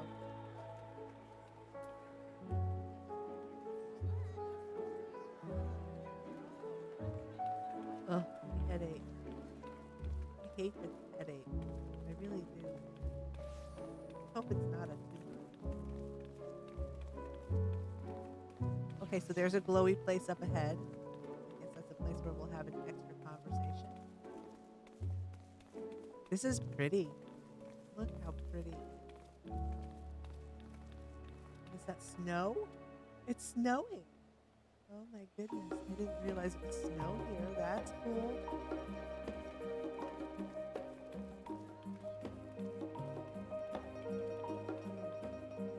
Go on into this little glowy spot. And there we can talk to Cryle now. And here we are, the last stand. I may have mentioned this before, but although our research into nutrition and food preparation is quite extensive, the average Charlian tends to regard seasoning and flavoring with a certain indifference. Oh, God. They don't like to season their food. Well, I hope they at least use salt.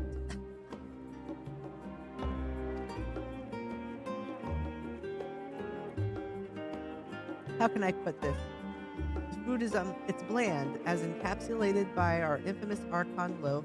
The prevailing sentiment towards cuisine is dietary value first and taste with second. How sad.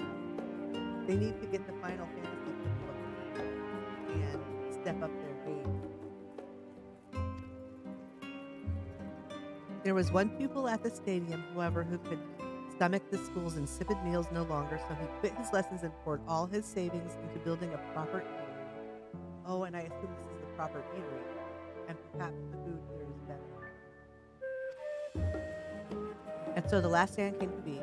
It is, as the name implies, the sole dedicated outpost of the fine dining in Charlian, the one and only bastion of the culinary arts in an isle of otherwise mediocre fare. I seem to recall their burger being hailed as one of the more impressive items on the menu. Not that I've ever had the pleasure of myself. Because you were a typical Charlian when it came to cheap and convenient Raha. but surely Takaru has since taught you how to appreciate a well-prepared dish. We should all stop in when time permits and sample the cafe's delights. We shall. Shall we press on? The stairs to the side of the cafe there will take us up to the Aetherius Plaza. Yes, I've already been there. First thing I did.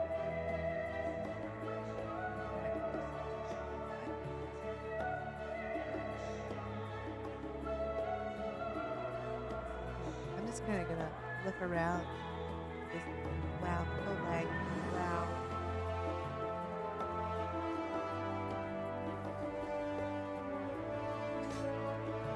These are waiters and waitresses cleaning up the table. Step right in if you placed your order, find yourself a seat, and we'll be along shortly. Pretty tables and chairs. I wonder if we're going to get to be able to craft these. I would bet we can soon.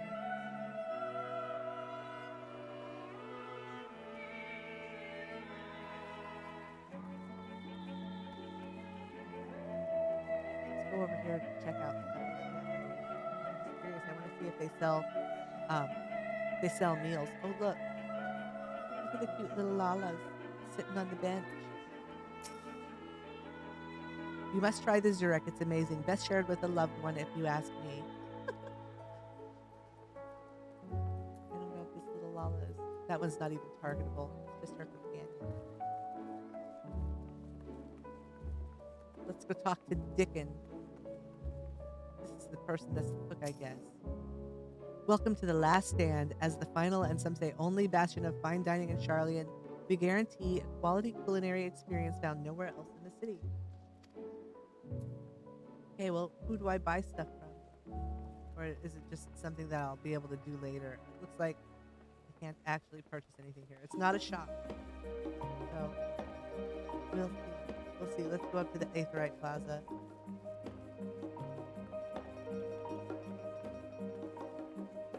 I'm just walking slow because, you know, it's laggy and I don't want to lose my companions in the lag.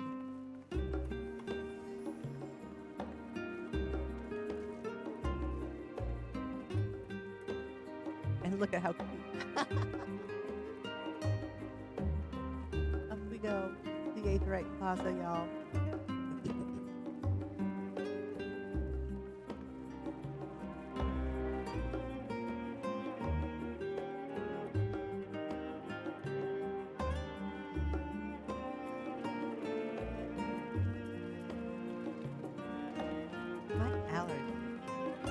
You know, everything has been wrecked lately. I don't know. It's like I'm falling apart.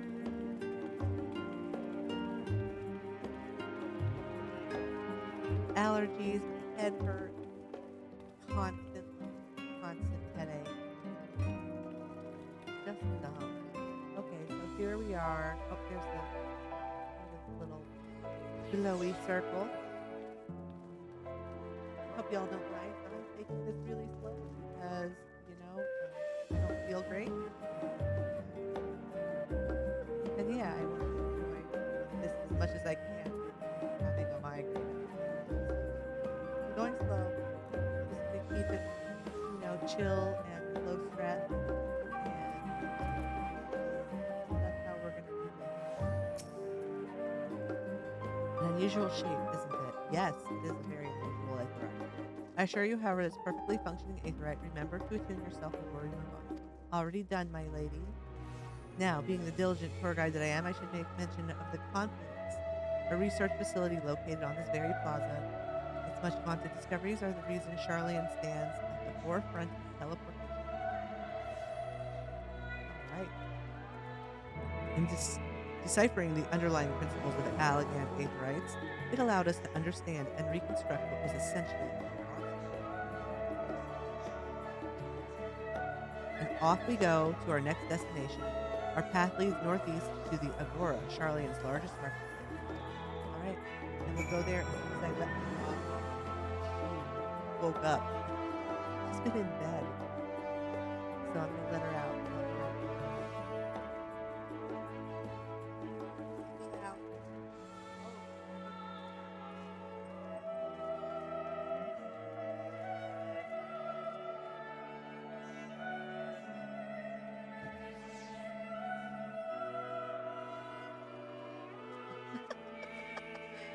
gosh, when I get up and move around, my avatar jumps around and looks freaky.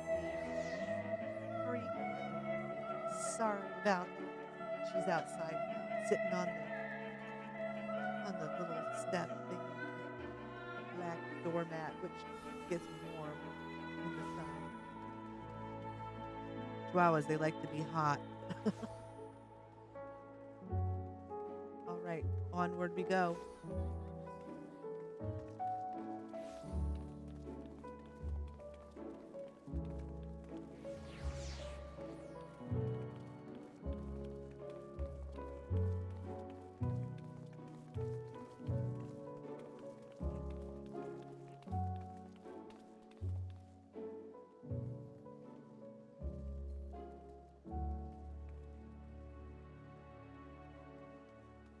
All right, here's our next destination next to the market board.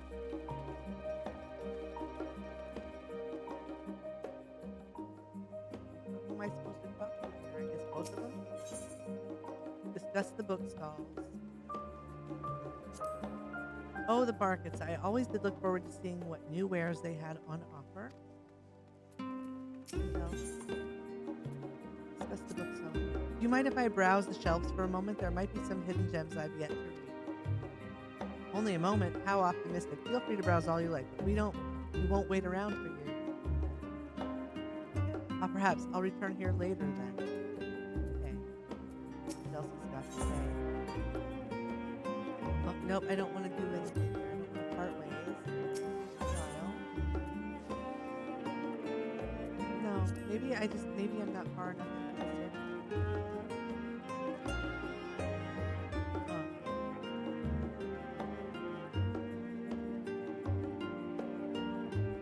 Oh, great. Rich Campbell is here on my server in this zone right here, and that's why everything is busy. I can't seem to do anything.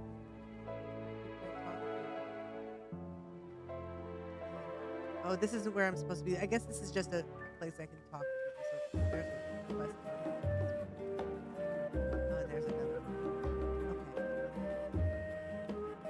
So there's a big YouTuber.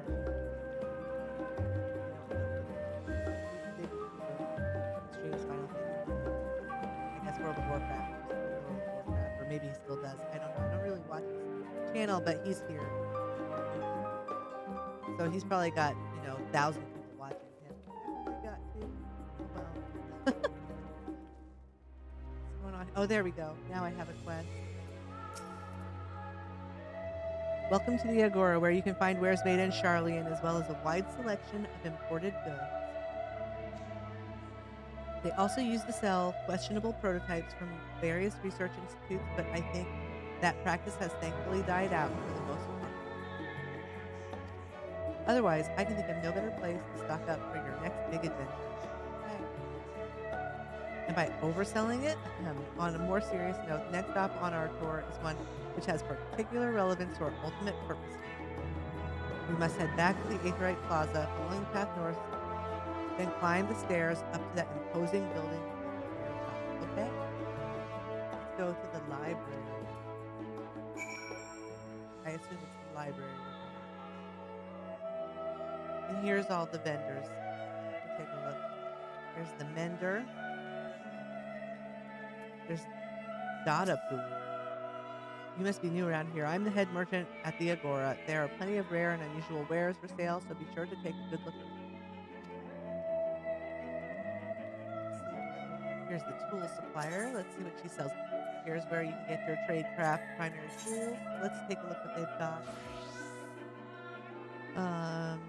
Level 87, level 90. So you can get stuff starting at 81 up to 90 from this vendor for your trade crafts. Very good. Good to know. This is helpful. Prices are a little higher than they were last time. So a little higher. Let's see what else they've got. Oh, you can buy secondary tools. And so you can also buy fieldcraft tools. So you can get your main hands for your gathering skills, but not um, no fieldcraft offhand. So those may be something that you have to craft yourself, or perhaps get from scripts. We'll see. Here's the full plate armoire proprietor. So here's where you can buy weapons and battlecraft gear for your characters. Let's see what they look like. A dark hempen coat of healing. Let's try it on. Kind of boring, Charlian. I mean, it's cute-ish. I like the collar. I'd have to change my hair because, check it out. Oh no, look, clipping isn't so bad. Okay, that's fine then. Yeah. So that's the first one. That's level 80. I'm not going to wear that. So this is just level 80 here on this vendor. I assume that we'll find higher level stuff out and about as we go. Let's see what the Disciple of War chest piece looks like. That's cute, actually. Yeah, that's pretty cute. I like that.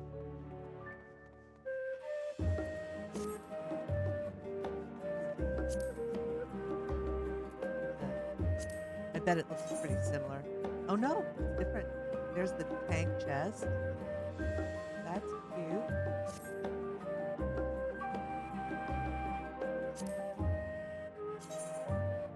These are all right.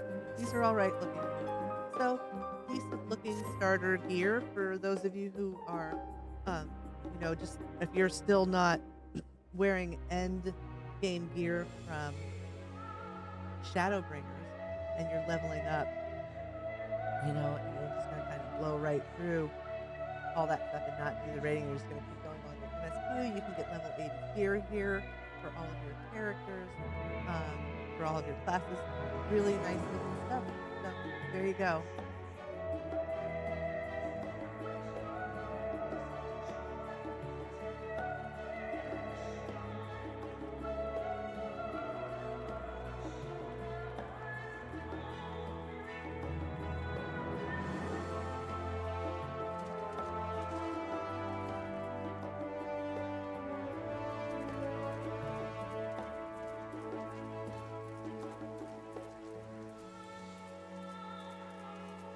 So laggy, y'all.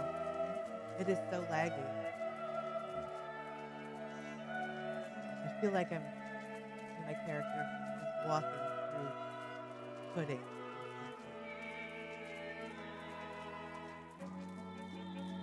Up the stairs we go. And I could run, but it would just be pointless because I would just lag right out. And I'm afraid to lose my companions in the lag. Oh, so he needs 2 specific materia. Okay. Go to the market board. They are probably very cheap. You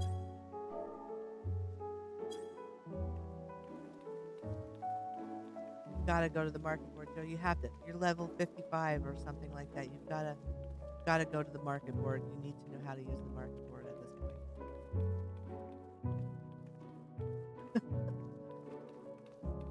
They've made it a leveling experience. Like, you don't even need to buy anything.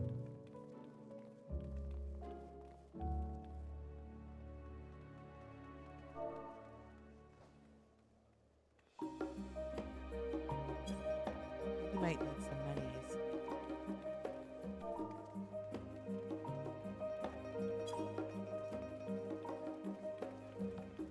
All right, here's the next stop on the train. Oh, he's gotten almost 500,000 gil from questing. Great. I guess they've upped the gold reward, the gil rewards from quests too, for the leveling experience. So you don't end up, leveling up broke like I did, selling cotton bowls from the housing vendor on the market board to be able to buy a new staff.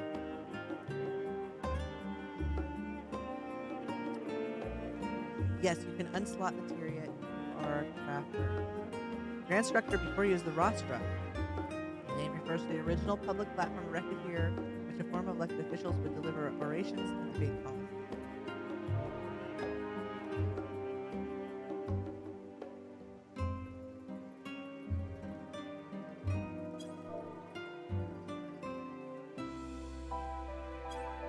Alright, although the stage has since evolved into council chambers, the nature of the forum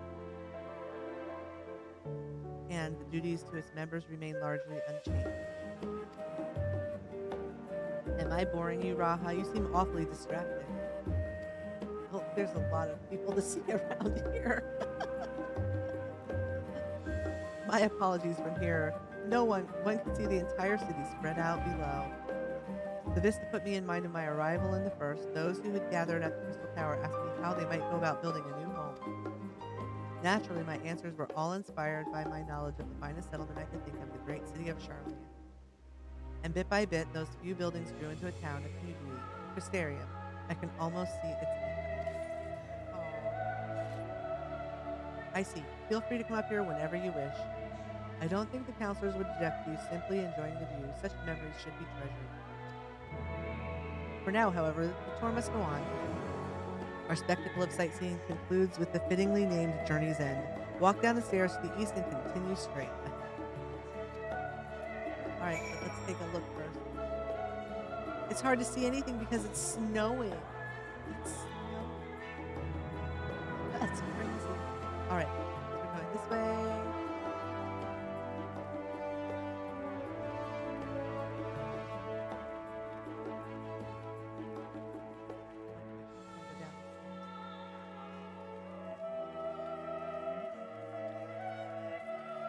I love the way Lalafells walk. That's another reason to walk slow.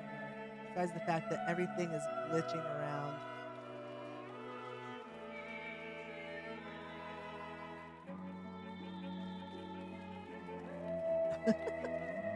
Everyone's running and I'm just walking through town. Look at them go. Hopping and glitching around. I look like an NPC.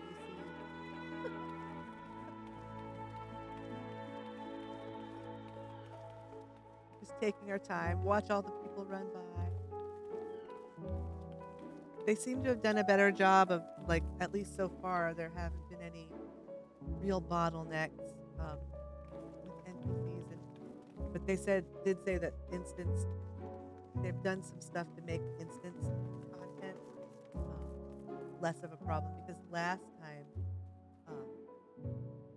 actually it was Stormbringers, there was a quest out in the fringes that the instance servers were so overloaded that when you would try to do it, it would just dump you and disconnect you from the game. And it was a huge problem. And so they said that they did some stuff to fix that this time and not have that happen. So we'll see. That right there is a very muscular lady. Whoa. Hot mama.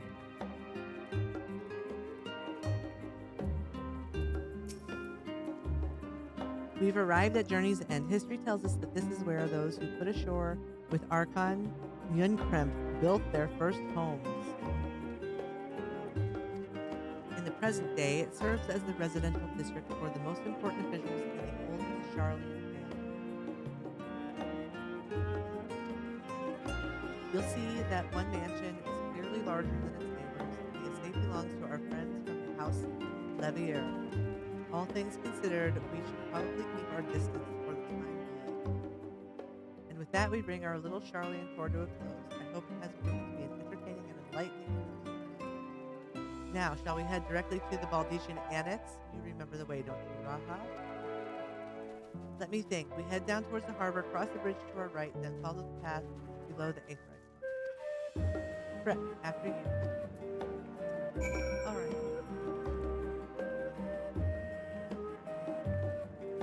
Is that the twins' house? God, look at that.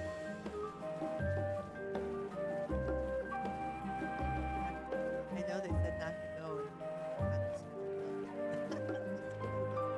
I'm a look.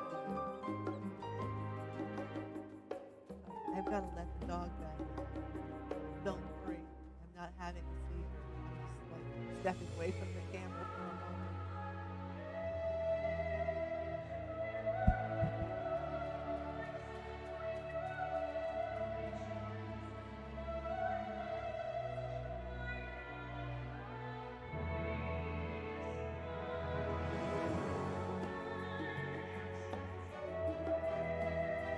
Suppose I could write some backstory about my avatar and, she could have a disability. She's got epilepsy. That she has a dog. All day. Alright. Oh, look. There's people I know over there. Who is it?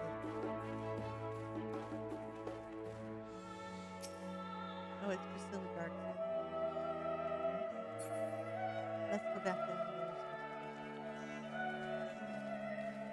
The music is very beautiful. Oh, my head is going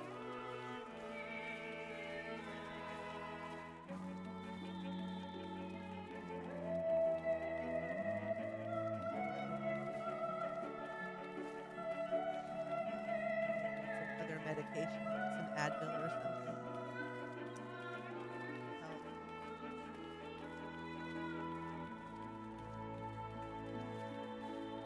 Just jump. Oh, I can't jump. Go down here and go across the bridge. Right. Let's see if we can run without losing our companions. I'm afraid that they'll get lost.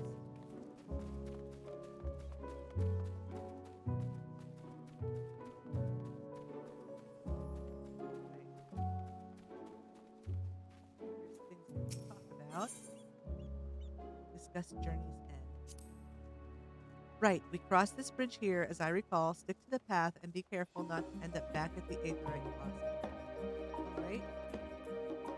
Final has to say.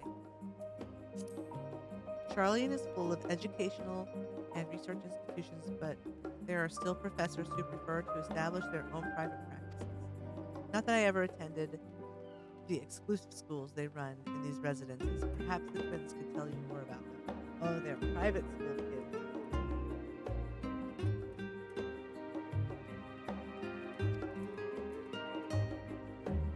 Onward.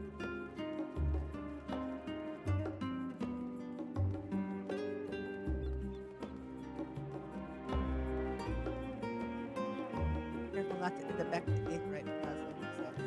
Okay.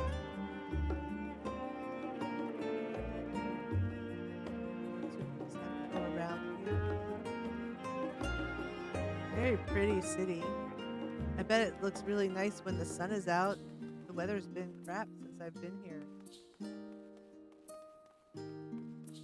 Should have dressed warmer. Alright, here is another spot. This is the quest. Okay. As the joyous look on Raha's face has undoubtedly informed you, this is the Baldesian Annex. If you continue up the hill, you'll arrive on the doorstep of Phenomenon, but I think we've explored enough for one day. We can take you there another time. Inside with you then. Okay, it's cold and windy, so let's go in.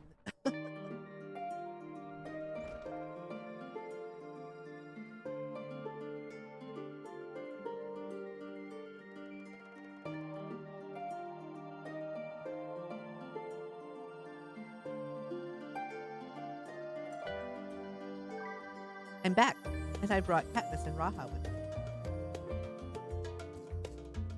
Ah, you were right about the ship then. Hello, Gra. It's nice to see you again. And it's a pleasure to finally meet you, Katniss. I've heard many a tale of yours. Don't believe everything you hear about me. I only break into houses that the doors are open.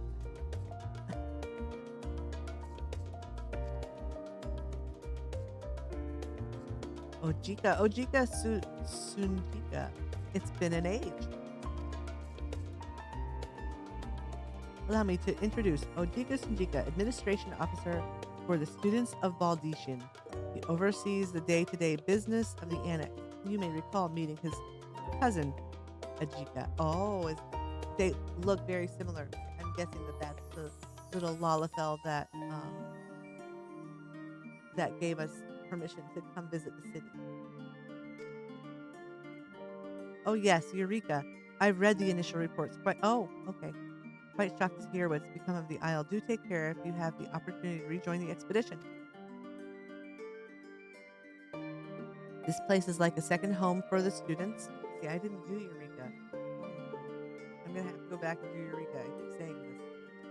I was having a hard time in my life when Eureka got put in, and I missed out on that. I was living with my uncle at the time, and he didn't have good internet, and I couldn't even play. I would log on and disconnect within a few minutes of getting on, and that I lived there for a year, almost a year. This place is like a second home for students. The Isle of Val served as our main headquarters, of course, but we often had occasions to visit Charlotte. Whether to make use of the city's research facilities, attend conferences, or procure supplies from distant shores. And the annex here was built to provide lodgings for our members while we engaged in such activities. Ever since our former headquarters, along with the isle itself, vanished, the annex has served as our base of operation. And yet it feels so empty, with so many lost to us. Our organization is a shell of its former self. The day will come when we will see the students rise again. Oh, a student uprising. That's what this place needs, to shake things up. But first, we must ensure the Telophoroi fall. Yes, that's our main objective. Through that door on the left is the main hall where we can discuss our options moving forward.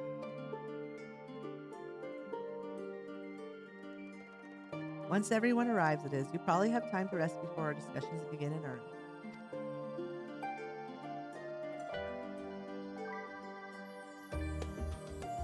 I've had private quarters prepared for you in the Andron, so please feel free to make yourself at home. Ah, the nap room's perfect for an afternoon doze. I wish that my university had nap rooms. Oh, I didn't mean to give you the wrong impression. The chambers are quite well appointed, far more so than some cheap roadside inn, you may be assured.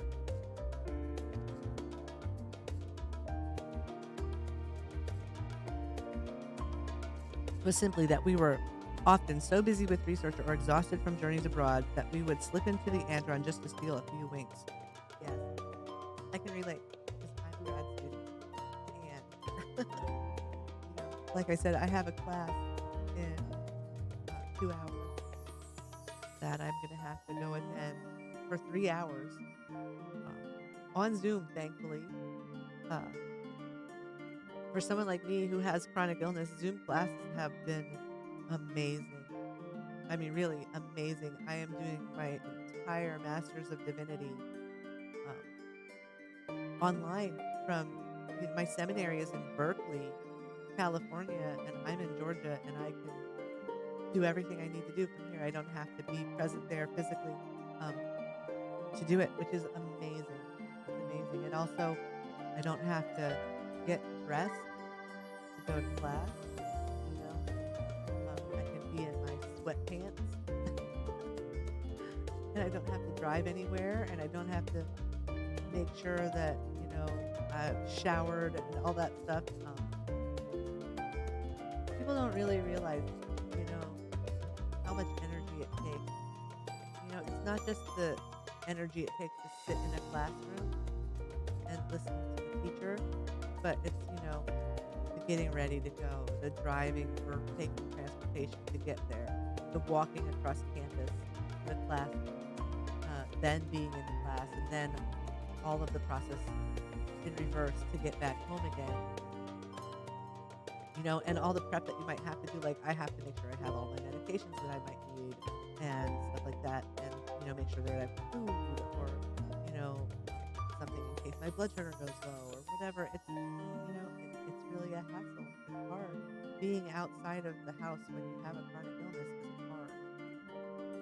a lot of spoons. There's another bit of commentary on the state of education from Katniss for you. The terrors and horrors of grad school. Oh, I think I need to dump the web caption or transcript into the full. That's crazy.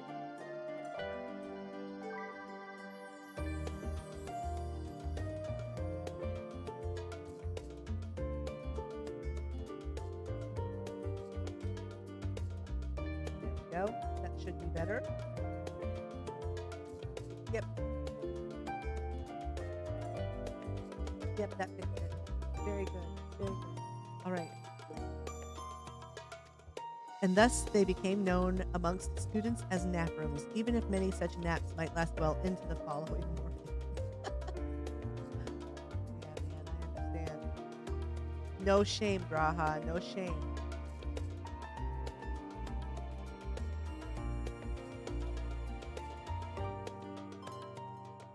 You get all the naps you need, my friend.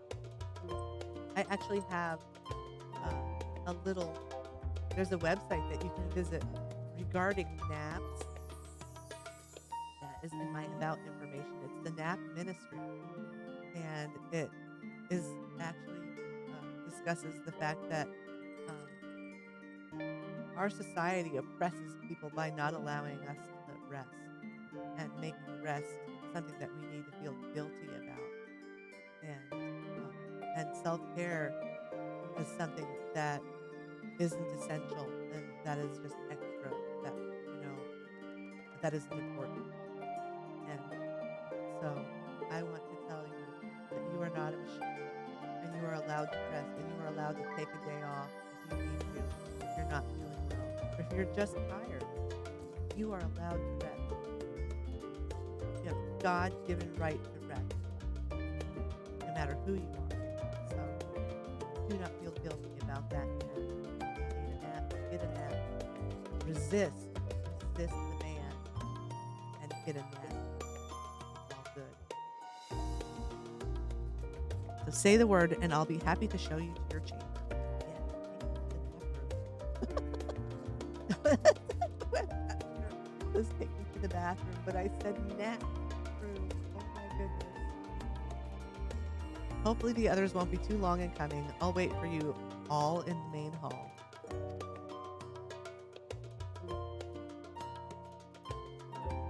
I do recommend checking out that link to the Nap Ministry, though.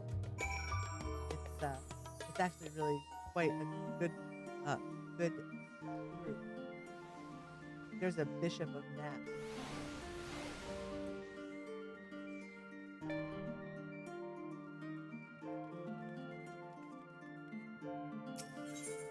Enter the main hall? Well, I guess so, yes, because that's where the quest marker is telling me to go.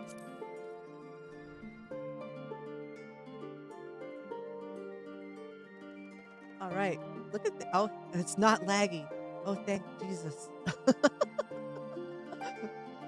I can move like a normal person again because there's not 18,000 people around me.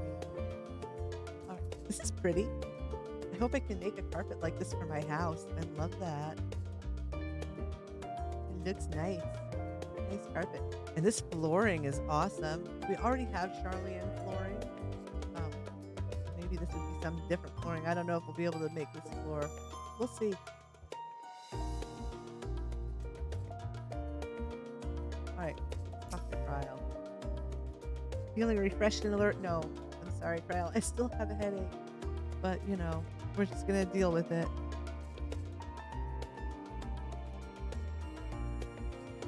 Feeling refreshed and alert. Our colleagues should be wandering in soon, so I suggest we stay here and wait for them to join us.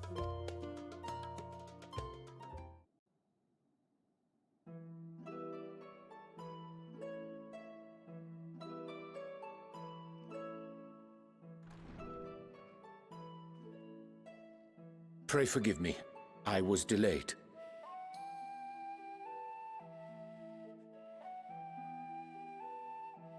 We will only forgive you, Urianger, if you talk like a normal human. Come on. Just try. Just try. For 1 minute. You can do it. I know it. It's fine, Urianger. We're all here now. Let's get down to business then, shall we? Yes, let's.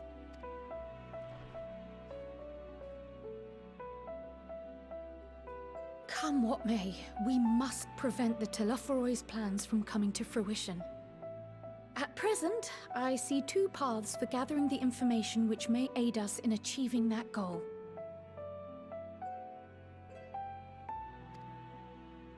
The first involves an investigation into the change which has come over Sharlayan, not to mention the recent inscrutable behavior of the Forum. Inscrutable? As most of you know, the 99 members of the Forum are elected from the general populace. This alone guarantees a plethora of opinion with regards to foreign policy.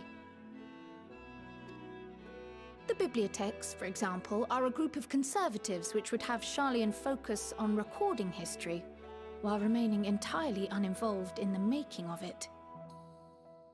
And at the other extreme, we have advocates for proactive diplomacy and direct intervention. My grandfather Galef was one such member, as was Archon Louisois. So, guys, guess what Nana wants to do? She's sitting on the rug here next to me, doing the potty dance. Nana? Oh, good gracious. She wants to go out again. All right. I'm going to put her in a little sweatshirt and send her out of the door for a moment. I don't have epilepsy. It's just letting the dog out.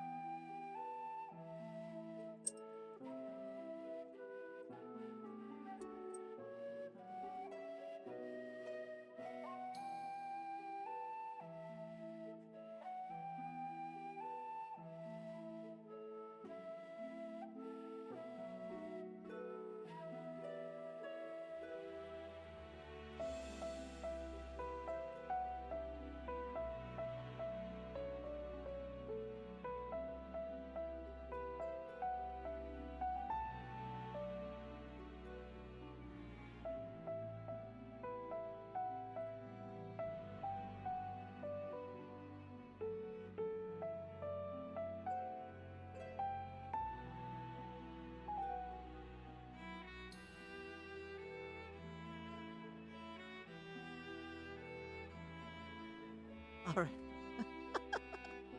I don't know what that 88-1 Atlanta is in the web capture. She's outside wearing a little t-shirt because it's really quite warm here in Georgia today. Down here in the south, it's beautiful. Beautiful day. It's like, I don't know, 68 degrees out. Perfect. Perfect. She's just laying in the sun being happy. She'll want to come back in like 3 minutes, though. I guarantee you. All right. At the other extreme, we have advocates for proactive diplomacy and direct intervention. My grandfather Galef was one such member, as was Archon Louisois. Yet despite our diverse factions and philosophies, the recent vote to deny Eorzea's request for assistance was unanimous. I don't know why some of these NPCs are voice acted like Kryl, but then others aren't. It's just kind of sporadic, isn't it? Oh well. At least we get some. Even more concerning was the fact that many cited other, more pressing duties as justification for their recalcitrance. Fortuno's refusal in Gridania had those same undertones. 'Twas as if, having stared unblinking into the face of impending doom, he had simply turned away to pursue something more important. But what could that possibly be? A mystery indeed, and one which I ask for your help to solve. Our future may depend on it. Do what we can. As for our second potential path, it concerns a request made directly to the students of Baldesian. I feel like I should change my avatar's hair. I really love this hairstyle. It's really cute. But when I move my head, the hair flips through my body.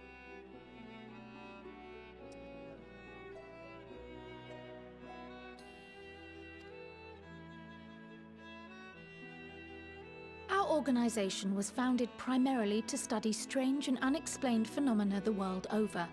Mysterious relics and ruins, arcane disturbances, and so forth.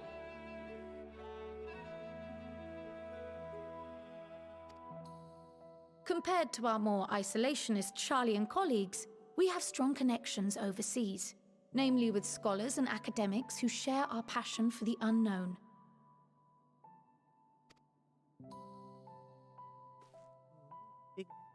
The request in question comes from one such acquaintance, Nadana, an alchemist residing in distant Thavnair. Right. So we're going to have to go to Thavnair. Her missive describes the sudden appearance of a tower, and the subsequent summoning of what I can only assume is a lunar primal. Oh boy. Trouble right away, of course. I have to go to Radzat Han. In response to this threat, the satrap of Radzat Han, the individual who governs the city-state, has instructed the alchemists to find a means to deal with this. The artisans of that land are heirs to an ancient tradition, one rather unlike that of their Uldan counterparts. It is possible, nay, probable, that they have gleaned truths unattainable by Eorzea or her Far Eastern allies. Seriously, Urianger, I'm going to tell you something, my friend. If you continue to speak this way, I will have to also revert into the traditional speech of my people, which is Southern. I swear to God, bless your heart, I will do it. They do, in fact, appear to have a strategy in mind, though it will require further research. To that end, they have requested an introduction to a capable warrior shielded by the blessing of light.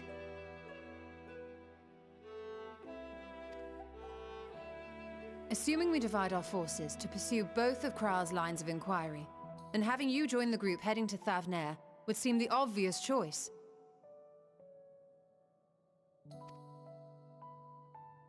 But the investigation in Charlian is of vital importance as well.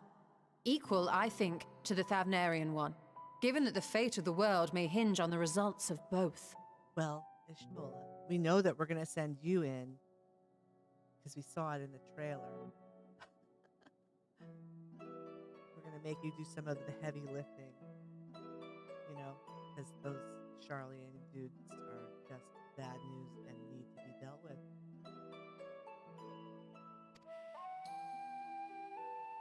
Yes, it is quite the quandary.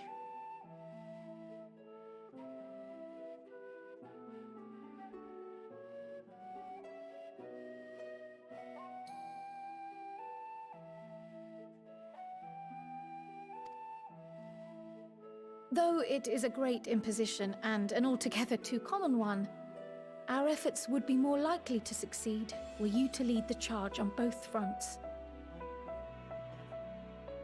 Warrior of Light's work is never done. I'm just gonna punch them with my little ring. You are indeed our champion. As to which task to tackle first, we will defer to your decision. Let us next decide how everyone else might best be assigned. As for myself, I shall continue what I've begun in Charlian. I should also like to steal the services of an Archon or two.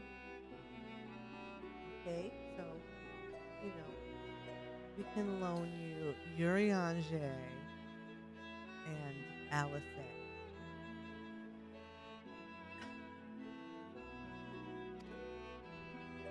And thereby gain access to a greater range of reading material. I will help with that.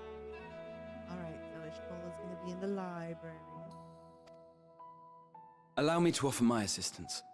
I have some small amount of experience in the field of research. So you're going to be in the library too? Okay.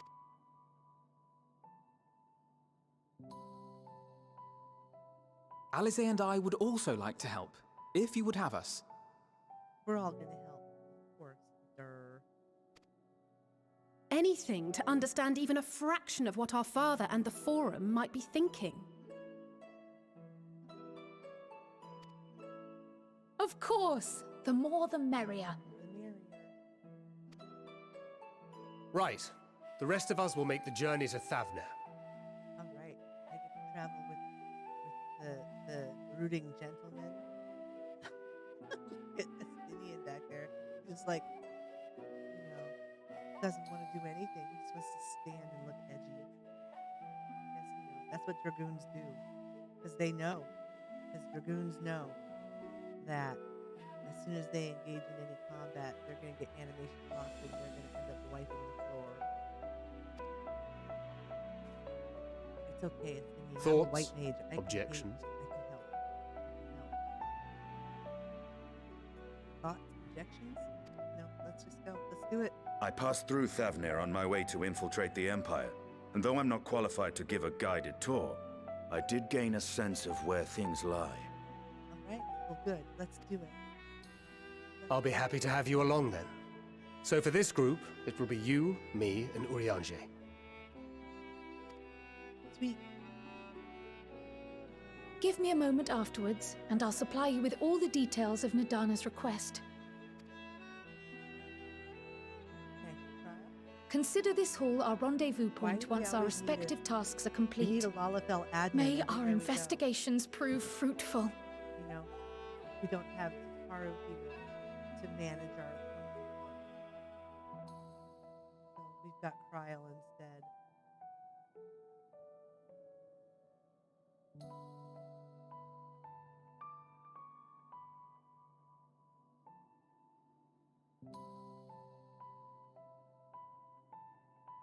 I'm just like checking my emails.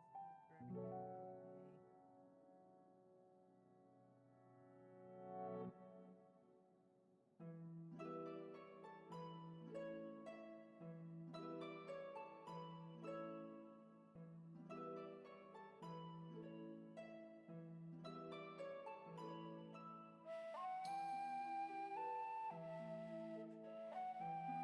Nothing crazy happening.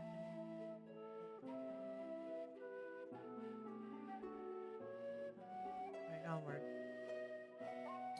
Consider this hall our rendezvous point once our respective tasks are complete in their investigation. Alright. Here we go. Alice's gonna punch her fist. Tanker's gonna cross his arms and look edgy. I'm gonna nod. So here we go. Off on our first adventure.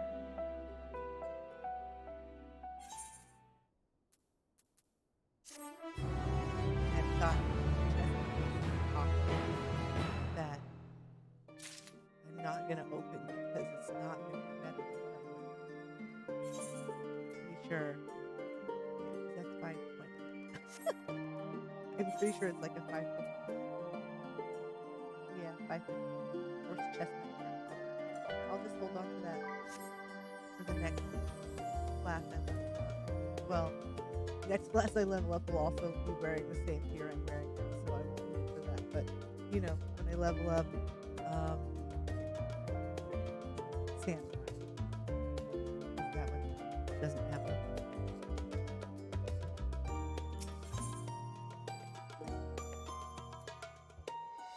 Kryl's intent is on uncovering the reason behind the Forum's inexplicable behavior. What do you want to bet? That the Forum has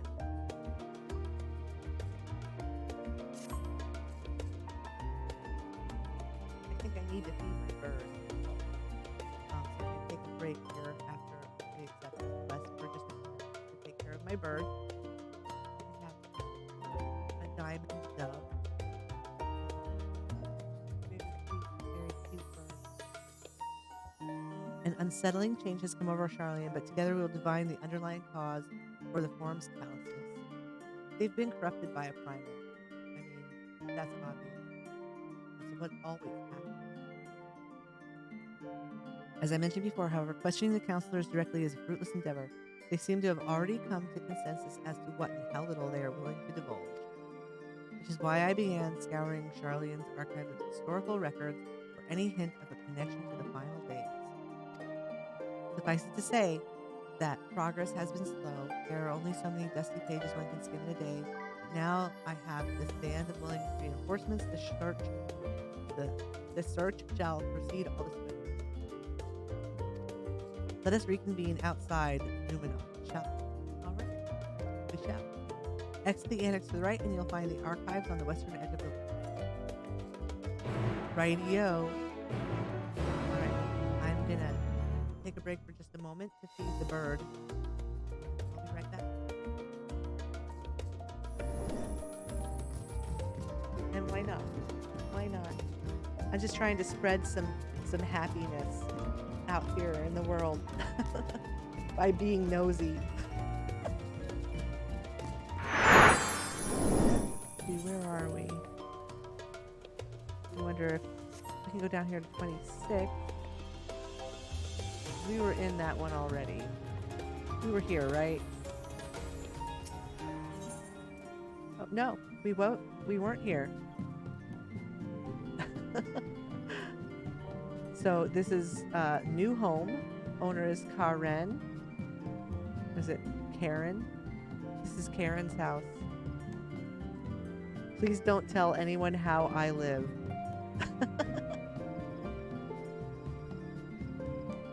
Oh, I'm sorry.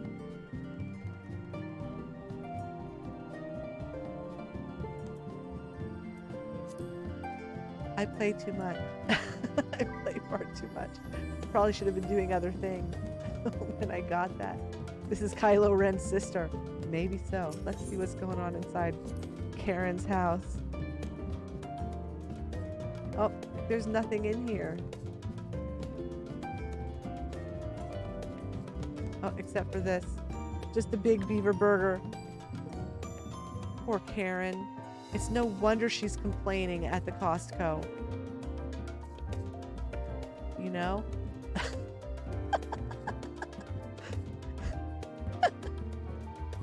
Oh, goodness. That was wrong. That was wrong of me. I shouldn't have done that. All right. Well, we'll have to find another one to go to because there's nothing to see here. Move along. Shirogane. Let's take a look around here before we start breaking and entering. It's a really pretty housing district. It's beautiful. They have a beach. It's not quite as nice a beach as Mist. I mean, you can go swimming here. You can swim out. I don't know how far out you can swim. Let's find out. I haven't done this before. It's Weeaboo Mist. Oh, you can't swim very far. You get stuck right here. So that's about as far as you can go.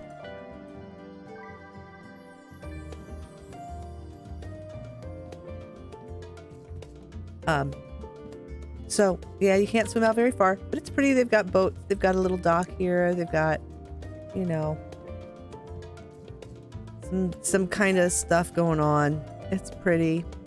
Everything's, you know,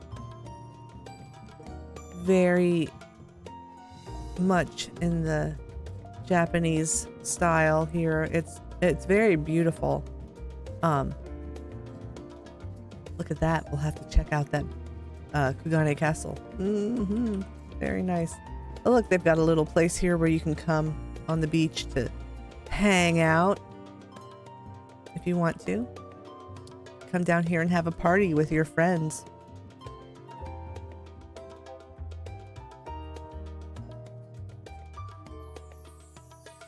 All right, bird has been fed.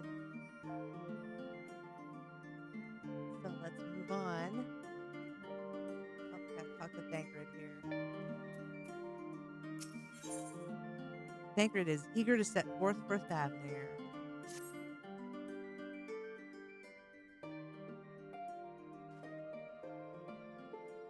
I have Prial's instructions in hand. If you are ready to set out, then so are we. Having been to Thavnir before, I can travel by Aetherius, but what of the rest of you?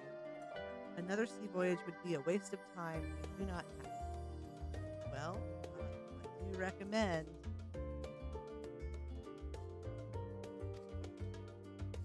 Trial was of the same mind and has already secured the aid of good folk of the confluence. We shall take ourselves there. Okay. So, advanced Aetherite travel. They're the masters of new technology, according to the earlier quest. So, let's find out what it's like. The confluence, thou sayest. Yes, honey, bless your heart. We're going to the confluence and we're going to get some biscuits and gravy before we do, okay? I swear to God, Urian J, I will devolve into perfect Southern if you do not stop this. I'm afraid so, my friend. What's up? We're going to hear a sad story from Urian J now. Thou wilt recall the hunt for Iceheart, unto whose sanctuary we... I should read these in Southern. Thou wilt recall the hunt for Iceheart, unto whose sanctuary we delivered thee, owing to the knowledge of our comrade Moen Breda. Moen Breda was an authority on aetherology, field of study she did embark upon in pursuit of her parents' example. I think that he sounds better in Southern than whatever the heck it is that he does. Both are authorities in their own right, and both are researchers at the confluence. And they drink from the hose pipe. Haven't you gone to see them yet?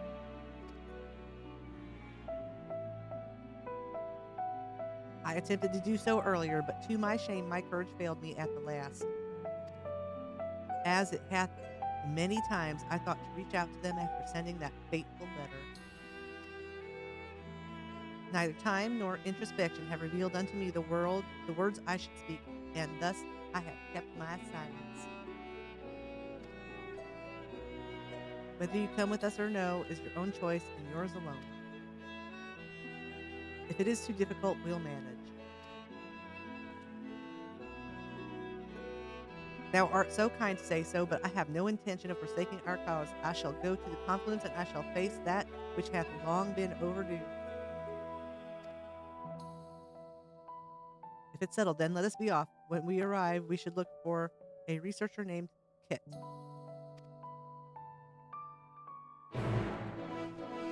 I think that Urian J from now on is going to be a Southern gentleman. He refuses to speak like a normal person.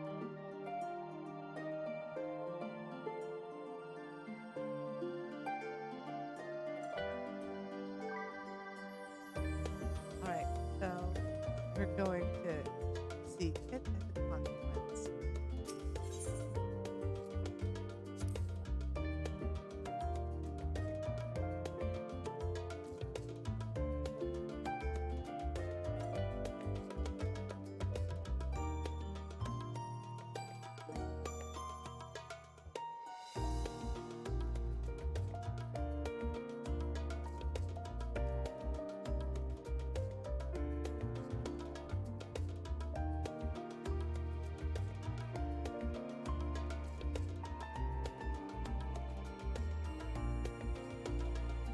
So you'll have to tell me if you think that reading Urian J's dialogue in a perfect Southern drawl makes him more or less insufferable, because he's basically insufferable, you know. I mean, really. What's up with that, Urian J?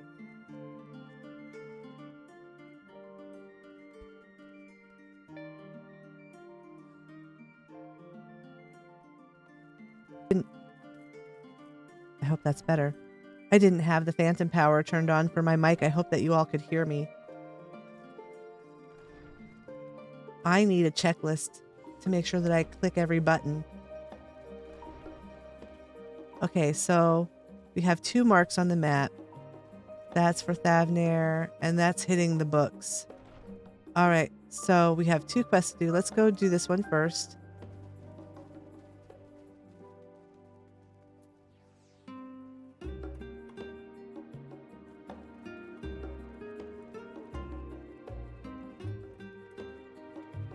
I should plug in my other... I have a different soundboard that I can use. That I won't have to remember to plug in or turn on the preamp, because it's just like built in and automatic. Okay, so we're going this way. Pretty. It's very pretty. Here we are. There's Kryl.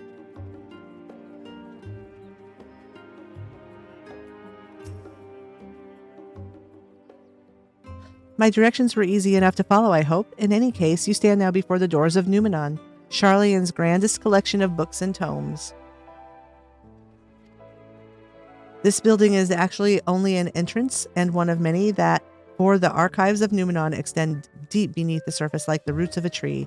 The vast halls of the Great Google Library pale in comparison to Numenon's endless maze of subterranean chambers.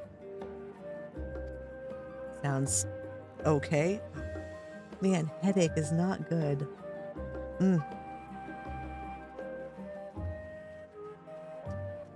Any citizen of Sharlayan is free to enter and peruse its shelves. Well, most of its shelves. Only Archons are afforded access to certain restricted vaults. I've dispatched Ishtola and Raha to investigate those. Meanwhile, Alice and Alphino will help me to continue my search through the stacks open to the general public.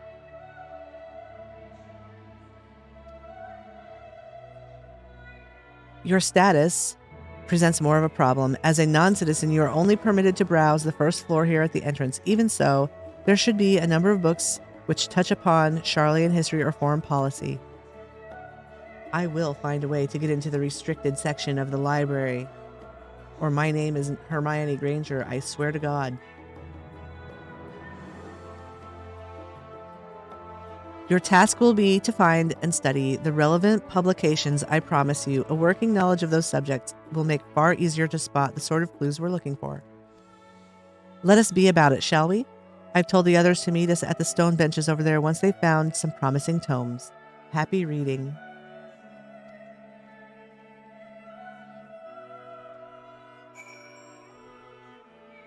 All right.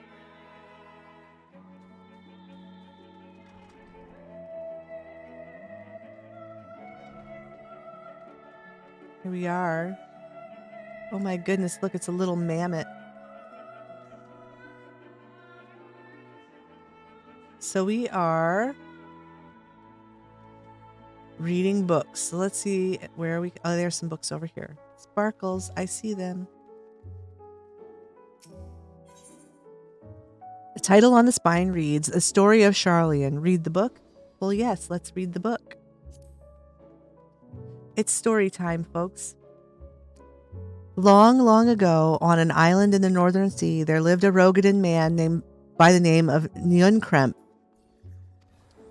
Nunkremp was a student of astrology, and he divined that a flood of terrifying proportions would soon sweep over the land of Eorzea. So it was that he built a gigantic ship, assembled a crew, and set sail for that imperiled realm. The flood arrived as foretold, and to their horror, the strangely churning waters drove the people towards the ocean. It was there, however, that Nunkremp's crew hauled them aboard his ark. But the danger had not passed. A towering wave approached, threatening to smash the vessel to pieces. With only moments to spare, Nunkremp wove a mighty spell of teleportation and shifted the entire ship to safety atop Abalethea's spine. Refugees from the surrounding regions huddled there alongside them, but it was not long before disputes over the dwindling supply of food led to violence and bloodshed. Saddened by the sight of Nunkremp, gathered to him his crew and his grateful passengers, and abandoned the ark to those reddened peaks. They journeyed to the coast where they built a new ship, intent upon returning to the northern seas. They landed on the beach of an island and settled upon that very spot. That settlement prospered and grew, and in time it became the city of Sharlayan we live in to this day. Cool. We're getting the backstory. Let's go over here and read the next book. We have to read 3 of them. The title on the spine reads, Roads of Old, the Colony. Read the book? Yes. Let's read the book. Many years ago, on the banks of the Thaliak, in the Dravanian hinterlands, a Sharlayan colony once thrived. The settlement was originally established as a mere outpost to study the ethereal sea in the year 1311 of the 6th astral era. Scholars dispatched to Eorzea found the facilities wanting, and their demands encouraged a gradual expansion in structure and services. As rumors spread of a growing community of academics, the area was further inundated with Eorzean students hoping to share in the renowned wisdom of the Sharlayans. 50 years later, the Forum passed a motion to recognize what had become a flourishing town as an official Sharlayan colony. Eorzean residents took to calling the colony itself Sharlayan, which led to no small amount of confusion when discussions turned to the subject of the motherland. In response, some Sharlayan inhabitants, if pressed for a name, would simply refer to it as Emporium. Following the Great Exodus, however, goblins and treasure hunters claimed for themselves a corner of the abandoned colony and gave it yet another name, Idleshire. Ah, here's the backstory. The following chapters go on to introduce the most prominent features of Idleshire. This book does not appear to contain additional information on the Forum or cover the history of the Sharlayan motherland in great detail. So that one didn't count towards the quest. We have to read more. There's a lot of books around here, so let's just kind of go around. I'm just going to read them because it's interesting. It's interesting to hear the story. Stuff that we didn't know before. Here's another book. Let's see what it says. And we're just having, we're taking it easy, going slow, chill. And yeah, I actually know how to pronounce most of the words in the books too, which is helpful. The title on the spine reads, The Voice of a Growing City. Read the book. Yes, let's read the book. Story time. I hope you're enjoying story time all. The Voice of a Growing City. In the years which followed the founding of Sharlayan, civic policy and other matters of import were decided at the Ecclesia, a public forum at which every citizen was eligible to speak. As the city's population grew, however, this format became increasingly impractical. The larger number of participants gave rise to ever longer debates, resulting in significant delays of vital resolutions. Various measures were introduced in an attempt to curtail protracted discussions, but in the year 201 of the 6th astral era, it was ultimately decreed that Sharlayan would transition to a new form of governance. The nation would now be led by a body of 99 members, citizens chosen from amongst their peers by a means of a nationwide vote. Thus was the Forum as we know it today conceived and created. Okay, so there's the second book in the quest. I wonder if they'll disappear once we've gotten 3. Or if we can read all of the books in the library that are glowing. The title on the spine reads, An Introduction to the Heavens. Read the book? Oh, yeah, well, that sounds interesting. Sure, let's read the book. Have you ever gazed at the skies above and contemplated the mysteries contained therein? I speak not of shifting cloud patterns, but of the vastness beyond, of the sun and the twinkling tapestry of the night. Some think of the dome above us as to be a finite space, yet amongst the leading thinkers of our age, one scholar's depiction of a boundless sea of stars has firmly taken root. Alas, this heavenly sea remains an unreachable, unknowable destination. There are few indeed who can explain in satisfactory detail why our own star is believed to revolve around the sun. It was technologists of Alag who came closest to understanding the laws which govern the starry abyss. It was they who launched Dalamud and sought to expand beyond our earthbound existence. Having read of their ancient ambitions, I wonder, has your interest in this field of study waxed or waned? What if I were to tell you that their eternal constellations were arranged differently in the distant past? That their positions continue to shift almost imperceptibly but measurably as we journey into the future? Would it shock you to learn that the stars drift further and further apart and may indeed do so forever? Are you eager to learn more? I don't know. That sounds frightening to me.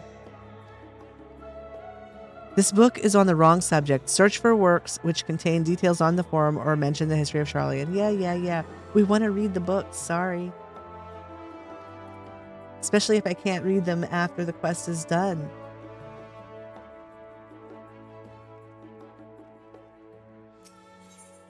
The title on the spine reads, Forever 20 Summers. Read the book. Yes, we want to read Forever 21. Thank you. I wonder if it's about fashion or young love.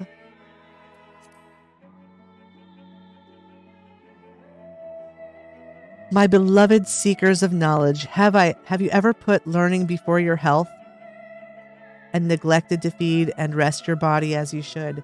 Yes, we were just talking about this. It's a real problem in real life for real students. We were just talking about this a few minutes ago. I too once engaged in such foolish practices, but one night, engrossed in philosophical study, I had an epiphany. For all the world's mysteries that drive us to reckless abandon, we have so very few years of life in which to achieve our goals. Thus do I share with you this mantra: I am forever 20 summers young. I like that. I'm going to use that.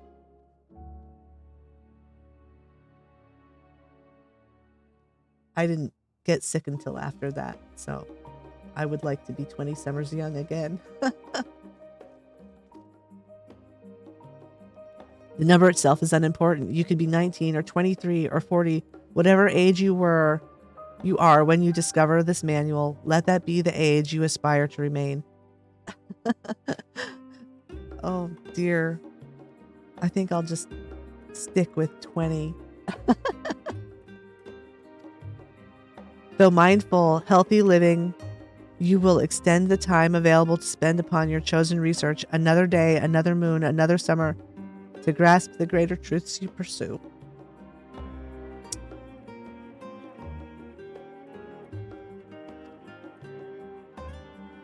In the pages that follow, we will explore the secrets of maintaining one's physical condition from a biological, ethereological, and arcane viewpoint. This book is on the wrong subject, but this book is on the exact right subject. Let's be honest. Thanks, Square Enix, for that.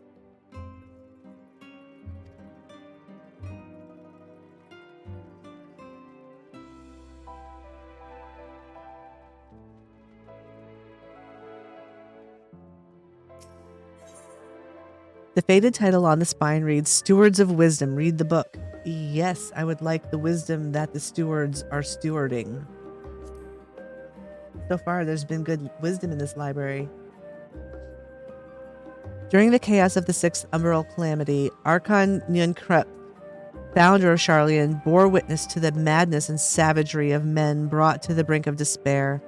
Upon raising a settlement on an island in the northern Empty, he instructed his people thus: Renounce the ways of war and pursue enlightenment through knowledge and reason.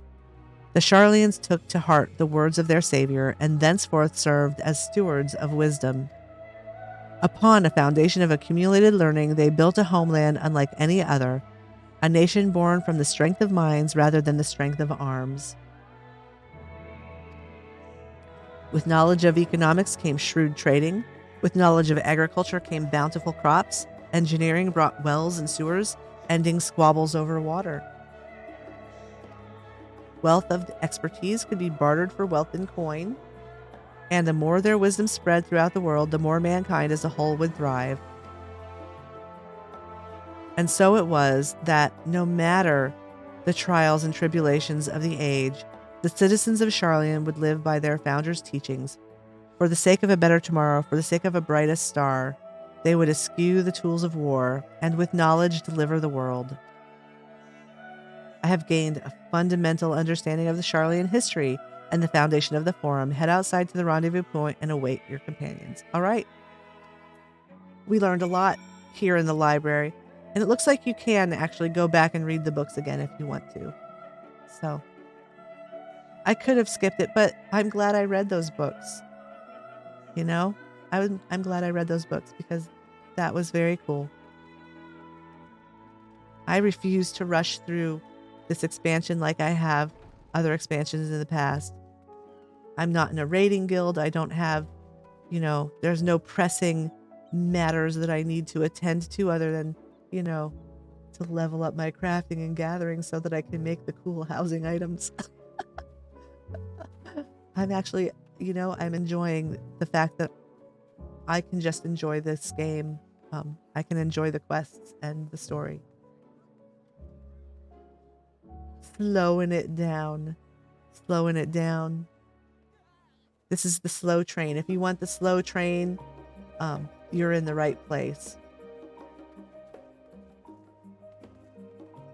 If you want to race on ahead, I'm sure there's people that you can watch who are doing that. Oh, I just want to click the place to do the thing. Let's see. Oh, I'm just going to try to target the... Oh gosh, come on, people. Oh God. No.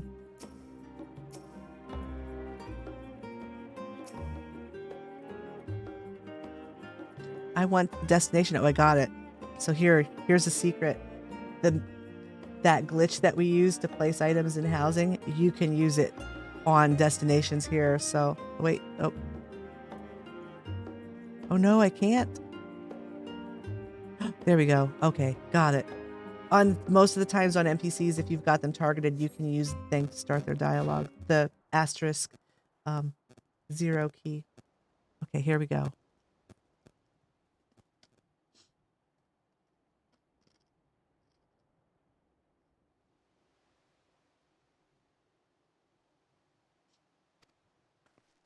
No, I wasn't waiting too long. I wanted to make sure I'd borrowed at least a few promising volumes. Alphinaud and Kryl should be along shortly. Okay. I was delayed in similar fashion. As far as I could see, no titles in the Archon stacks mention the final days specifically, so we have no choice but to start with the tangentially relevant tomes, if they are even that. At present, the plan is to skim through as quickly as we dare and share our discoveries as we make them. It would have been nice to invite everyone to the estate, plenty of comfortable places to read, and ready supply of hot tea. Yes, but your dad is a jerk, Alice. Oh, I was always quite fond of reading outside. But it's not about the little pleasures, is it? You miss your home. I'm sure she does. She's just a teenager. And her dad is a jerk. And I'm sad about that for her. For her and Alphinaud. That's kind of a sad story. It's been difficult. After our arrival, we managed to speak with one of the family servants and ask how things were. It seems our dear father has instructed the staff that even if Alphinaud and I were to return to Sharlayan, we were not to be allowed to cross the threshold. What's wrong with him? What's wrong with their dad?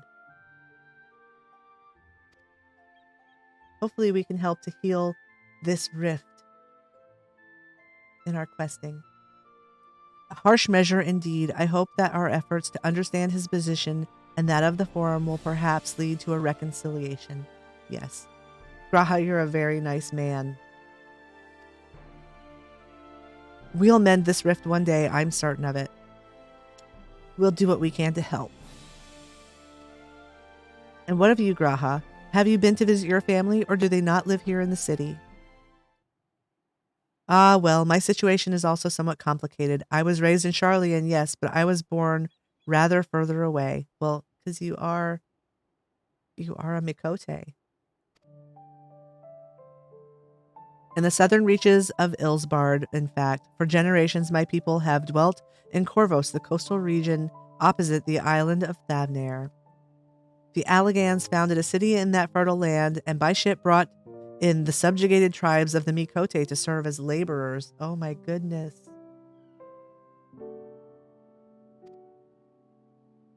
Of course, the massive earthquakes of the fourth umbral calamity brought an end to the Empire's reign, and when the fifth calamity froze the seas solid, many of the tribes still living in Corvos braved the journey back to Eorzea. Okay, so they went back home and left some of them behind. My ancestors, however, chose to remain that they might prevent the remnants of Allegan technology from being misused. Ah, guardians of the technology. Isn't Corvos under Garlean rule? For the past 50 years, yes, some semblance of local culture remains, as is the case for most imperial provinces, but Garlemald renamed the region Locus Aminus. When I was a boy, a nearby town came under the jurisdiction of an illustrious imperial family, the nobles of House Darnus. Yes, I look distressed and I feel distressed about this. I'm sorry. I feel a little upset that this has happened to you, Graha, and sad as well. And so we'll have to see what we can do. For some time already, voices had been raised in favor of abandoning our ancient customs. After all, the Allegan Eye no longer passed to our eldest children as it reliably once had. Fear of discovery eventually tipped the scales, and the decision was made to bury our ties to the knowledge and traditions of Alleg. As the last child born with the Allegan Eye, I was given over the custody of friends in the students of Baldesian who had me registered as a Charlian citizen. Okay. I never even considered. Forgive me, it was an unkind question. It's okay, Alice. You didn't know. Even Thancred was taken in by Archon Louisois, was he not? Stories of adopted waifs and rescued orphans are more common among Charlians than you might think. And among humans as well. Yet, regardless of our origins, we are all provided with an equal opportunity to learn, and with sufficient perspicacity, we outsiders can even earn the vaunted title of Archon. 'Tis exactly why I have such love for this country, and why I wish it to remain a nation of which its citizens can be proud. Hear, hear, another good reason to get to the bottom of the forum's stubbornness, aside from the trifling matter of our impending doom. Excuse us while we try to make some headway into these books, Katniss. More company should be arriving any moment now.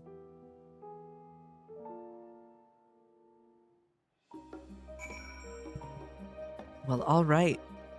Very good. Onward we go. Oh, wait. Do we still need to do... Oh, we do. We have to wait here more. Let's see if we can get the... There we go. We managed to target it this time. I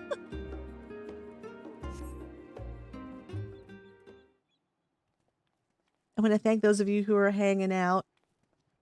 I hope that you're enjoying the story. We've returned with our selections. Although I must say the pickings were quite slim indeed, Mistress Kryl has already flicked through every history book devoted to disasters and more than a few which barely made mention of them.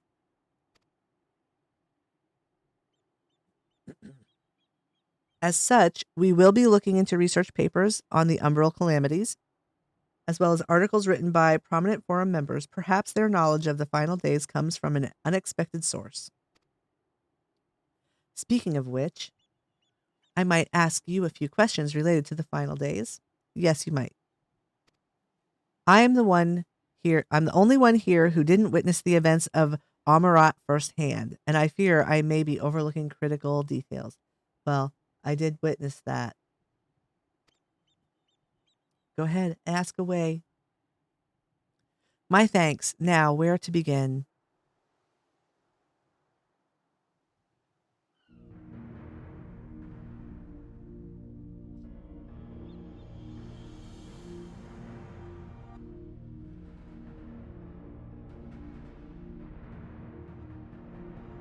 Oops, fix this. 1 second. There we go.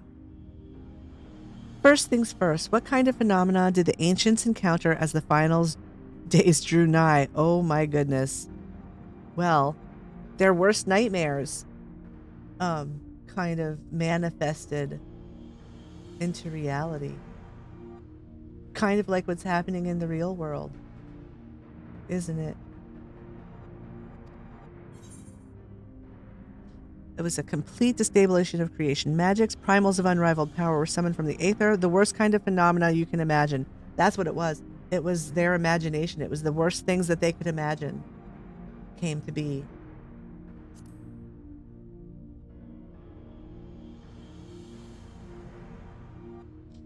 Well, that certainly is an accurate, if somewhat ambiguous impression. Yes, Alphino, thank you. What else can I say about it? To expound upon that explanation, the unfolding catastrophe wrought havoc on all manner of life. The chaos extended to the ancients themselves, causing their powers of creation to spiral out of control. Fear and despair manifested in terrible, tangible fashion. Meteors raining from the sky, fire erupting from the ground, indescribable abominations in the streets. That more or less aligns with my understanding. If only the arts of creation had survived until the present day, we might have had something substantial to analyze. To the best of our knowledge, however, those techniques were not preserved or passed on. Ishtola surmises the closest known magic is that of the summoning rituals promulgated by the Ashians. Was there aught else of note which heralded the approach of the final days? Okay, 1 sec. I gotta let the dog back in. She's ready to come in now, of course.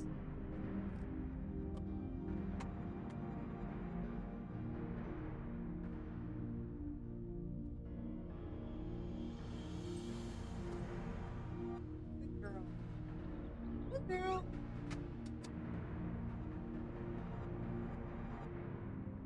All right. She's back in. She's back in again. See how long she wants to stay in now. She'll just probably ask me to let her out again soon. Okay, so what will you say? The entire star was engulfed by disaster all at once. They say it began with a keening sound from land itself. Alphanode, you can answer this one. I'm going to say the entire star was engulfed by disaster all at once. I think you may be misremembering. As I recall, it was more of a gradual spread. I'm just going to let Alphanote answer from now on. The Amaritines spoke of a keening sound that rose from the land itself just before the region was visited by a catastrophe. We never did hear the sound ourselves, of course, thrust as we were into the midst of the madness. Yeah, I'm remembering the speech at the beginning of Amarat. So the ground was crying out, you say, to be considered the harbinger of doom. It must have been quite distinctive and probably quite loud.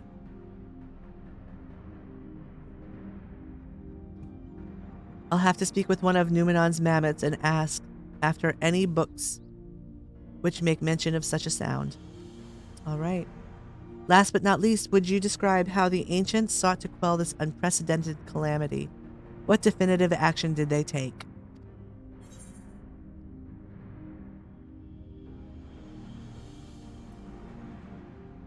I believe they summoned Zodiark, wasn't it? They summoned Zodiark? If I'm recalling correctly. Yes, correct.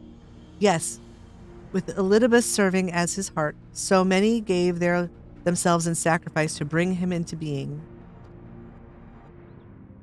We do not know exactly how Zodiark brought salvation to the star, only that by his godlike will were their laws of nature set aright.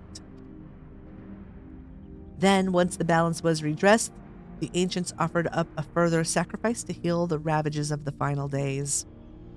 Lives sprouted anew, and it was these fledgling souls they intended to render unto Zodiark, a trade that would have allowed them to resurrect the shades of loved ones absorbed by the primal. This all sounds quite sinister, doesn't it? Or might have had Venat and her followers not manifested their opposition in the form of Hydaelyn. This is a very complicated story, and there's a lot of sadness on both sides. Thank you, both of you, for the detailed review. I feel much more confident now in my understanding of events. With all that freshly in mind, it does make me wonder what the Telophoroi truly mean when they speak of bringing back the final days. We've seen what they're doing with those towers of theirs. Is forcing people to summon primals a kind of catalyst? Are they attempting to mirror the conditions caused by unstable creation magics? I don't know, we'll find out, I guess. Or are they simply using the final days as a figure of speech, a convenient metaphor for the scale of destruction they plan to unleash? Boy, I hope not. I hope that's not the case. Sigh, but this is all just pointless conjecture at this stage. Yes. Let's just get back to it.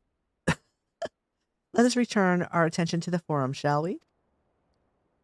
We should keep an eye out for Y'shtola, but 'tis time we began studying these research papers.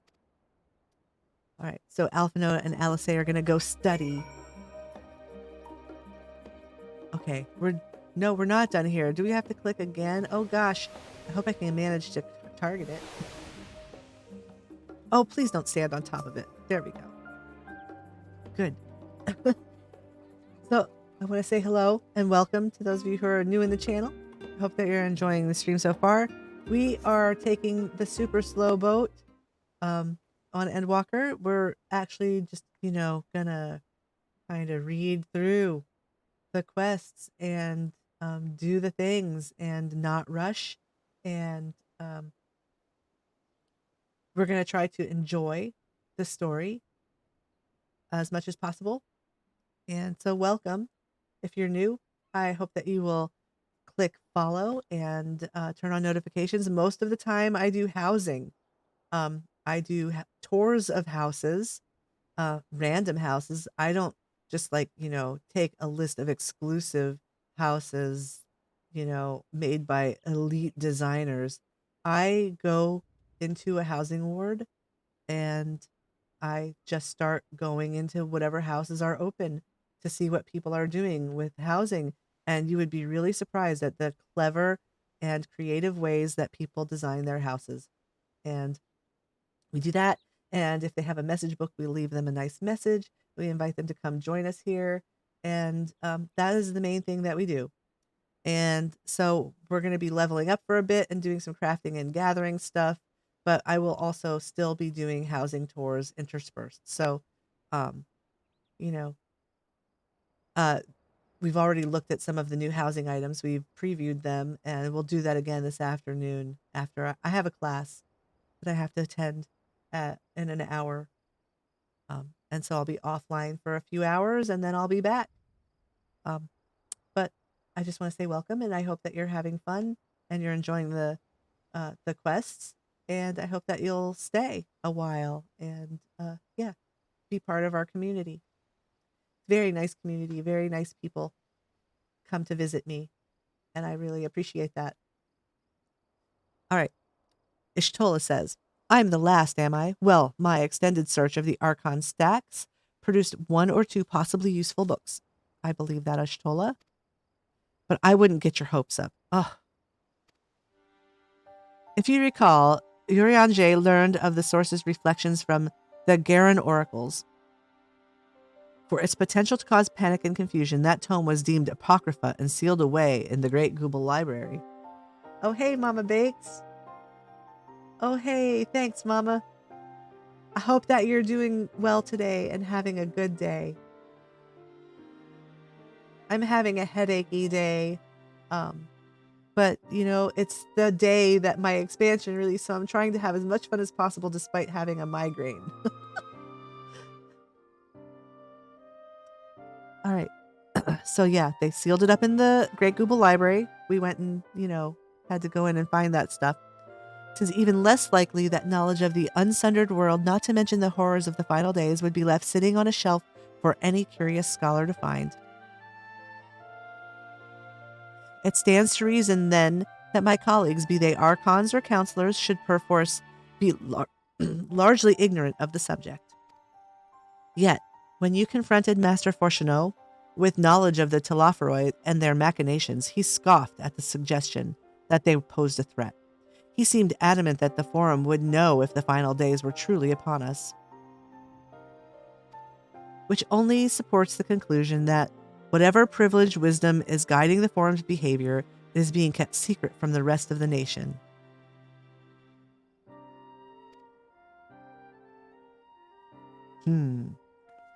Yes, I have my doubts. Not that I mean to excuse myself from reading duty. Whether they contain mention of the final days or no, these books could yet hold something of value. You weren't thinking of leaving, were you? There's plenty of work for everyone. Well, but I'm supposed to go to Thavnair too, Ishtola. I can't just sit around reading books all day.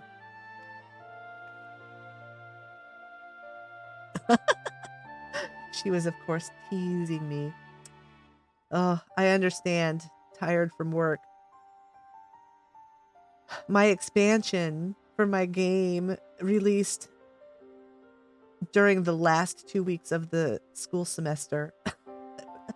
And I'm in grad school. And so, I really shouldn't be spending as much time playing as I'm going to be. But, I have to get over my perfectionism. And maybe I should spend some time playing instead. I have a 3.9 GPA and nobody really cares what my GPA is. Yep. Well, thanks for the lurk. I appreciate you being here. Oh, look, the butts got you. Sorry. But your headache is over soon. But I'm starving, so I'm butting to start on food. Go get yourself some food. I'm going to do that soon myself. I haven't eaten yet. You labor for what feels like an age as Ishtola's research assistant. Oh, God. Yes, she's a slave driver. All right. So I can finally turn in the quest. Oh, there's Kryl.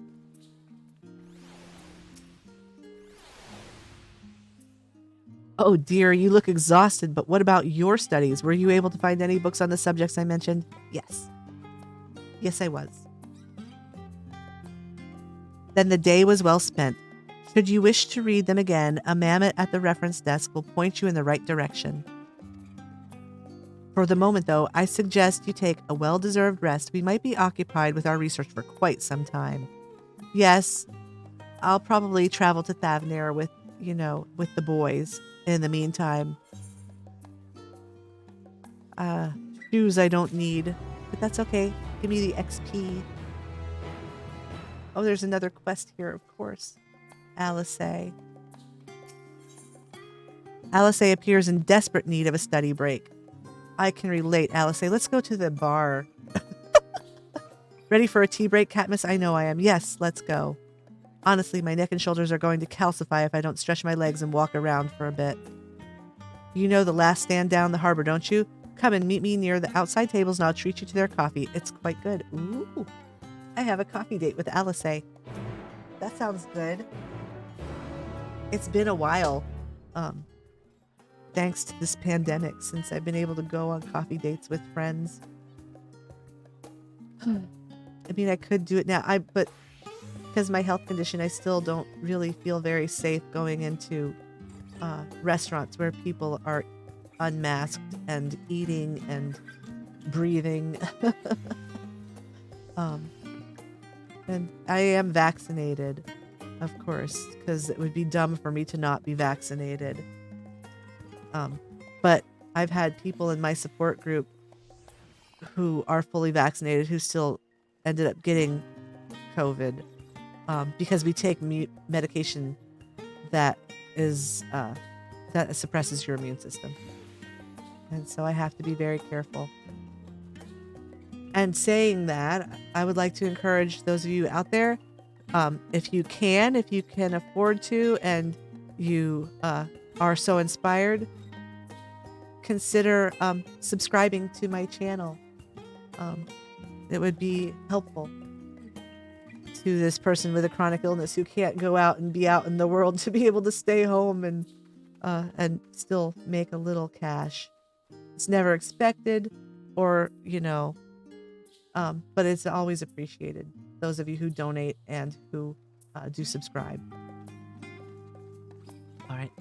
So let's go down this way. We're going down to the last stand. Cannot mount in town. Just have to run in it. Boy, is it laggy. It's so laggy.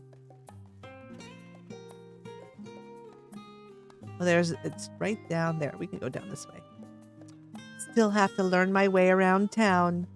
New town. It's so pretty.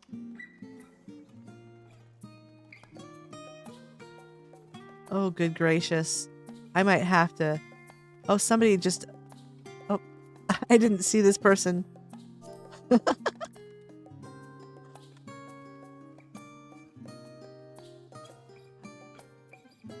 Someone saluted me, so I just have to tell them hello. It may be someone whose house I visited. I think it is.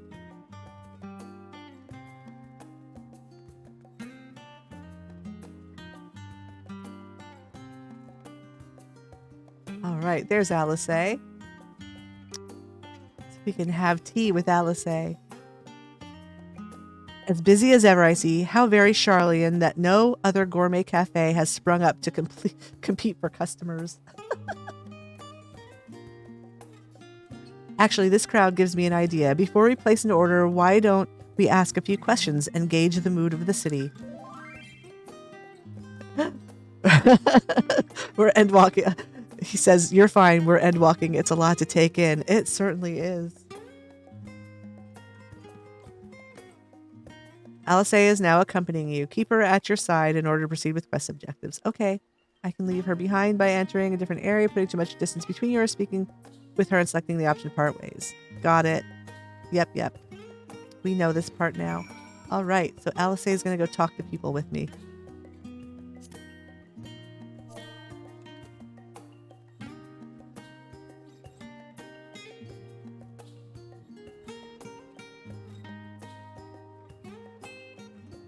I'm just telling him I hope he's having fun.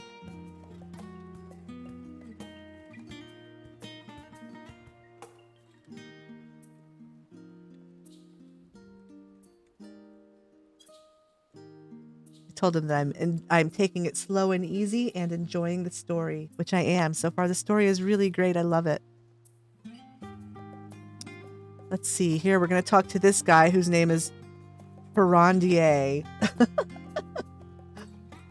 All right, let's talk to Perondier. What is it? Can a man not enjoy a moment of private respite? If you're looking to share a table, then I respectfully request that you look elsewhere. Oh dear, these people work far too hard. They're obviously very anxious and exhausted. You misunderstand, sir. We were simply wondering if you knew of the Telophoroi. These enemies of peace have promised an end to all we hold dear, and... Wait, you're that House Levier girl, aren't you? And this woman with you is obviously a foreigner. Humph. I'd heard you were disowned for helping outsiders indulge their barbaric whims, and here you are, giving truth to the rumor. So Aruktai Dotharl says, same here. I've been looking forward to this for months now. It's time to take everything in. Yes, we have. We've been waiting for months for this. And Final Fantasy games have amazing stories. So we're just, loving the story. And this guy is a real jerk. I'll thank you to leave me be. I've naught to say to the likes of you. All right, Mr. Snob. We'll move on. Well, I must apologize. 'Twas foolish of me to expect an ounce of civility from one so enlightened. Come, Katniss. All right. Let's see if we can't find someone who's a little more down to earth in this bar.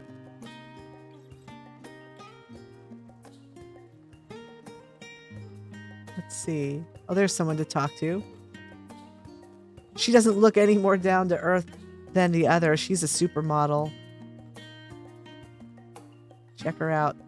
Supermodel lady. Yes, I don't believe I've had the pleasure. Pray excuse the interruption, but we were hoping you might share your thoughts on the Telophoroi and their unconscionable plans. My goodness, if it isn't the young Miss Levier. My apologies, but I work in the offices of the Forum, and if word reached Master Fortuneau that I was helping you... I see. We're sorry to have bothered you. Oh, good gracious. We're going to have to deal with the twins' dad because he's just making so much trouble. What a troublemaker. Is there anyone else here that we can talk to, or is it just Dickon now? I think it's just Dickon now. Okay.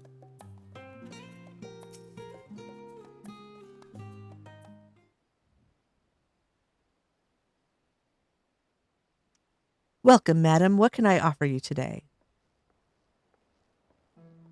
Wait, is that Mistress Alice I see there? My word, how long has it been? Oh, at least this guy's going to be nice and not a jerk because of her dad. Far too long. Meet Dickon, the owner of The Last Stand. I used to frequent his cafe on occasion in between lessons at the studium. That seems like an age now. I remember hearing that you and Master Alphino had set sail for Eorzea, but then you never came back. Lately, there's been gossip about your father disowning the pair of you. Everything all right at home? No, Dickon. No, it's not. Nothing is okay at home. Everything is terrible, and my dad is a horrible narcissist who won't even talk to us anymore and has given us the silent treatment. And not just that, but is turning us into black sheep and making everybody hate us. So, can you help us, oh wondrous creator of culinary delights, with some coffee and some cookies or something? No, nope, it's not okay. It's complicated, and I hadn't expected complete strangers to be so familiar with our situation quite so quickly. Everyone has an opinion, it seems. Well, it is House Levier. No matter how discreet Master Fortuneau may have been, news of your family's doings never stays secret for long. Things being what they are, what brings you back to the city now of all times? We have questions, and only Charlian has the answers.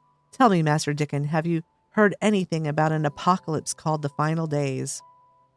I have heard about this stuff my whole life, because I was raised, well, when I was very young, my mom was a Jehovah's Witness.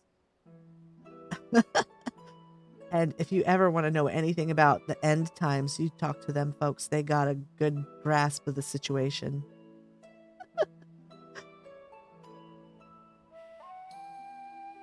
What, like the end of the world? Nothing like that, I'm afraid. And that's what you're here to find? Information on this apocalypse?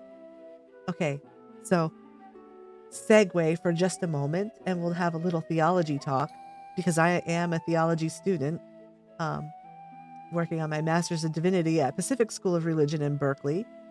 The word apocalypse does not mean what you think it means. It does not mean fire raining from the skies and death and destruction. The word apocalypse actually is, the technical definition of it is a revealing, a time of revealing, a time of uncovering. And so it's not a time of destruction. It's a time of learning and understanding and change. All right, segue over. I hope that was informative. Yes, whatever we can learn. Unfortunately, your patrons appear to be unwilling to speak with me. I wish there was more I could do to help.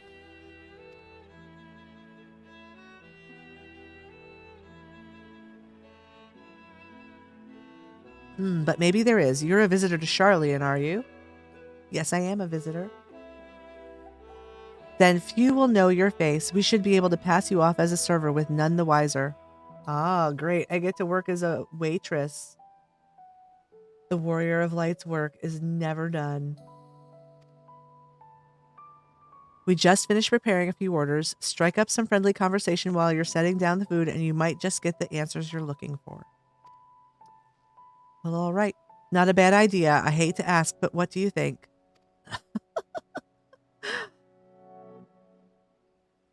Of course. Of course, why not? I can be a waitress. You know, it'll bring back old memories. That's the spirit. Pay attention now, and I'll explain where each of these dishes need to go. All right, let's pay attention. The tea set is for the chatty group sitting by the water's edge. Okay, tea goes to the chatty people. The omelet is for one of our regulars, a Highlander by the name of Gisla. She's sitting at an outside table with friends of hers. Okay, so tea down by the water. Omelet to Gisla, the Highlander lady. And behind them, you should see a Mikote gentleman. He ordered the oven-baked lobster. Okay, so lobster to the cat man. Got that? If you're not sure, just ask and I'll explain again. Good luck. All right, let's go take these people their dishes.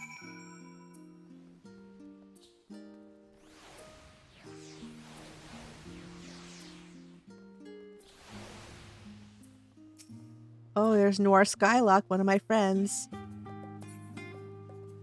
Okay, so this is the cat man, and he wants a lobster, I think. Oh, wait. Are these the chatty? These are the chatty people. They get the tea set. Oh, my tea set. Lovely. Thank you. Yes. Got it. The Tilafa who? I'm sorry, I've never heard of them or their final days. My friends and I are somewhat uninformed when it comes to the current events. Now, if you wanted to hear about ritual arcane practices of the 6th astral era, common or esoteric, then I'd be happy to talk your ear off. All right.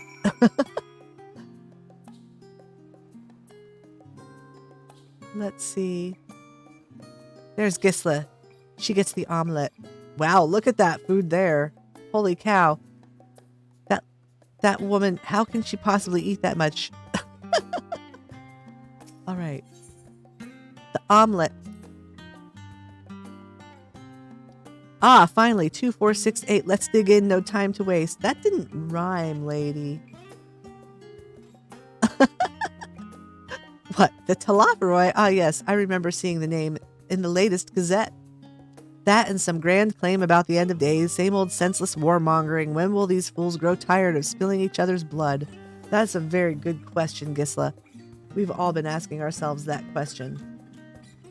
Best stay out of it, I say. The Forum made the right choice, and I fully support our decision to remain neutral.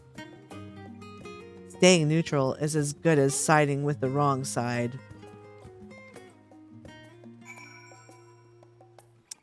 All right. So this is the guy that gets the lobster, obviously, because that's all that's left. Here you go. At last, the oven-baked lobster is mine. You have no idea how long I've scrimped and saved and suffered to afford this heavenly dish. Sorry, I'm standing on your chair, buddy. But I'm stuck up here now and I can't get down. The final days, this is the first I've heard of it. Although that would explain why my friend has been rushed off his feet. It must be a busy time to be a gleaner.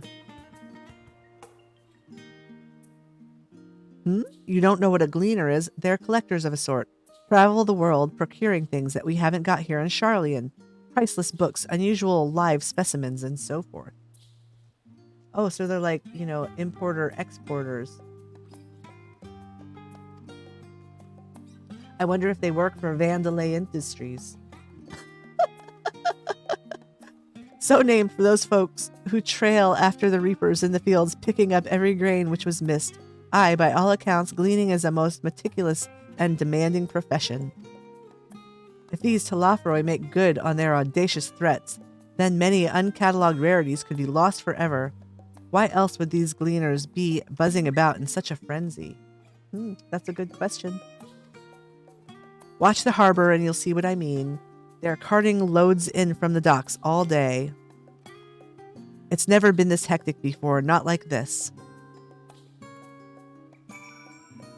All right. So, yeah. Catboy gave us good information.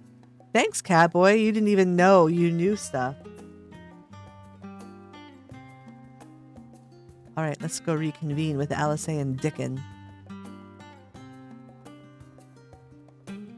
Oh. I have had this headache now for days and days. I'm so over it.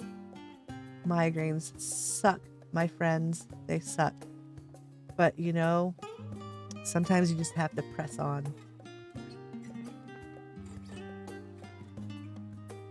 I want to thank those of you who are in the channel and lurking. Thanks for the lurk.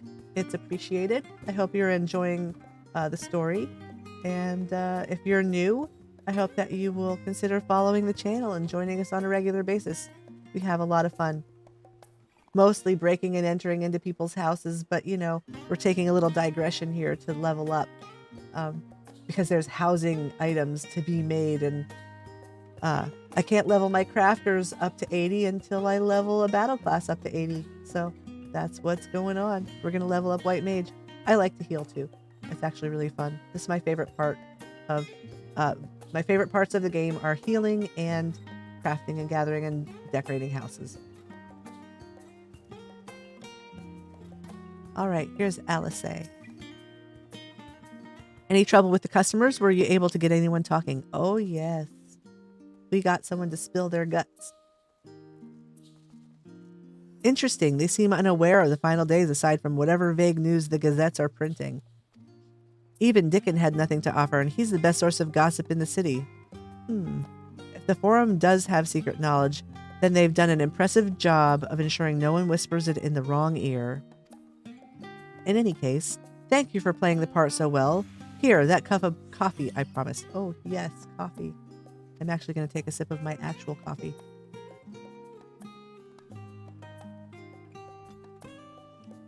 But let's enjoy our drinks somewhere else, shall we? Maybe behind the peristyle, away from the gossips and their wagging tongues.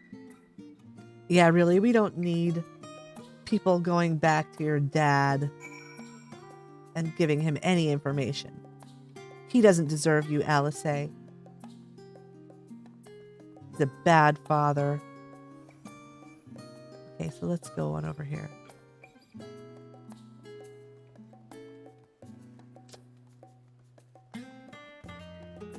This way.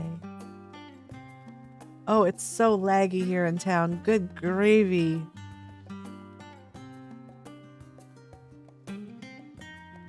I am glad people are staying back from the NPCs. Look at this. Okay, I want to show you something about Final Fantasy. Final Fantasy community. That is Final Fantasy. That is the community in Final Fantasy. That is what you get. There are tons of people here doing this quest, but they are not dogpiling on top of the NPC. I went through, you know, enough expansions in World of Warcraft that I can tell you that that's not what they did there. Everyone would stand up. They would intentionally like park mounts on top of it just to troll you, which was very not nice. Very not nice. So people in this game are super nice, and you can freely do your quest, even though there's tons and tons of people here doing it. Thank you, Final Fantasy. I love you people. You're the best community. Best community in games. All right. Yes, this should do nicely. Out of the wind and out of sight.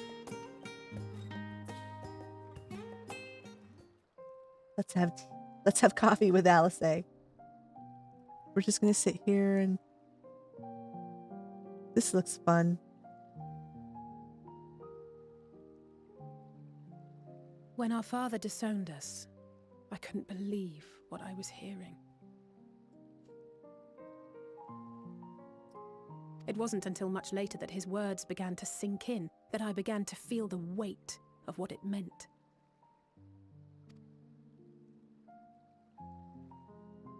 Do you remember when the decision was made to come to Charlian? Grahas said that the Forum was determined to keep us in the dark, and that Father's venomous performance was part of that strategy, to keep us at arm's length. Perhaps it was. Father argued with Grandfather on many occasions, but never with such dismissive contempt. Alice, your dad doesn't deserve you. You should know that family is more than blood, Alice. And we love you, so even though we tease you sometimes because you're an impulsive teenage girl.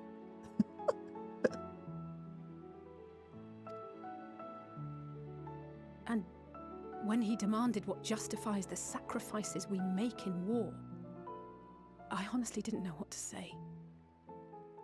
Neither did Alphino, I know, but never for one moment did I believe we had made the wrong choice. So all I could do was fume silently. You made the right choice, Alice. Your dad made the wrong choice. You're not the one who was wrong. It was only afterwards that I realized how childish I had been. How being stubborn and self-righteous must run in the family. Don't second guess yourself.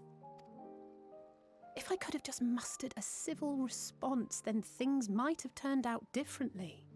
Don't blame yourself. Don't blame yourself. You're a child, and the adult should have been responsible and done the right thing, and they did not. It's not the responsibility of the children to be the grown-ups in the situation.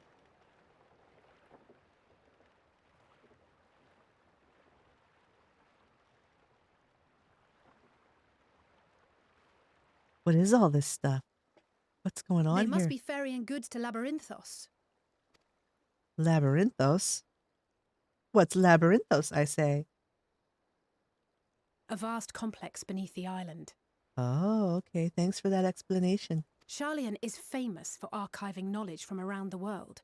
Well, that knowledge is not preserved exclusively in dusty tomes and desiccated samples. Our living library, comprised of all manner of flora and fauna, is housed and studied within that underground facility. Interesting. Still, that did seem to be an unusually large shipment. When I lived here, it was rare to even see such cargo transported by boat. Huh. Wait, didn't you hear something in the last stand about the gleaners coming and going more than usual? Yes, we did. That cute cat boy was really ready to give me all sorts of information. Well, I think they're the ones we saw manning those boats. And gleaners answer to the Forum. Forum is involved in all of this mystery and intrigue. If the appearance of the Telophoroi prompted this sudden burst of activity, then Labyrinthos may hold a clue as to what the Forum is planning. Ooh. I sense a digression. I'm wondering if this is going to be a dungeon. This might be an instance. If it is, then we'll have to go and take a digression to Thavnair, because I have a class in half an hour. And so in 30 minutes, I will be logging off for a while and going to my class. It's a 3-hour class. And I'll be back after my class.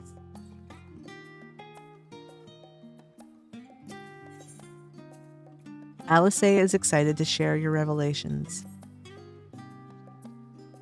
We should tell the others what we've learned about the Gleaners. Yes, I shall. Go on ahead to Numenon, and I'll join you in a moment. Master Dickon will want his cups back. All right. We'll do that. Look at this. What is this? A Nangxian cat? I don't think I've ever seen that minion. Oh my goodness, look, it's a little Siamese cat. Oh, I want that. That's adorable. Gonna have to get it. I need a cat. I need an actual cat to take on tours with me. Although everyone will miss my dodo sitting on their countertop and leaving bird footprints on their cakes. All right, so where are we going? We are going... Let's see. Gosh, this is a big city. We're going up there. Okay, so we'll have to get all of these Aetherites. Let's go attune to this Aetherite if we haven't already. I think this is the one that we did originally attune to. Yes, and so I can only go to the... there. That's fine. We'll go there.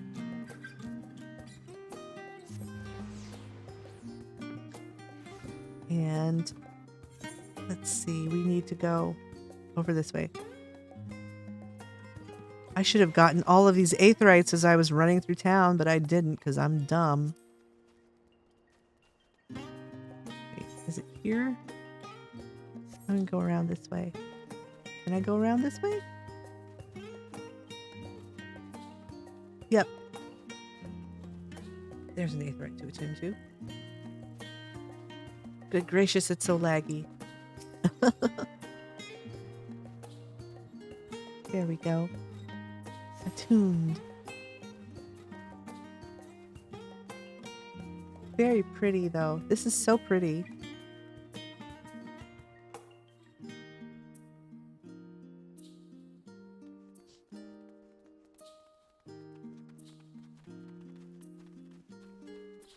So far, I think the story is very good.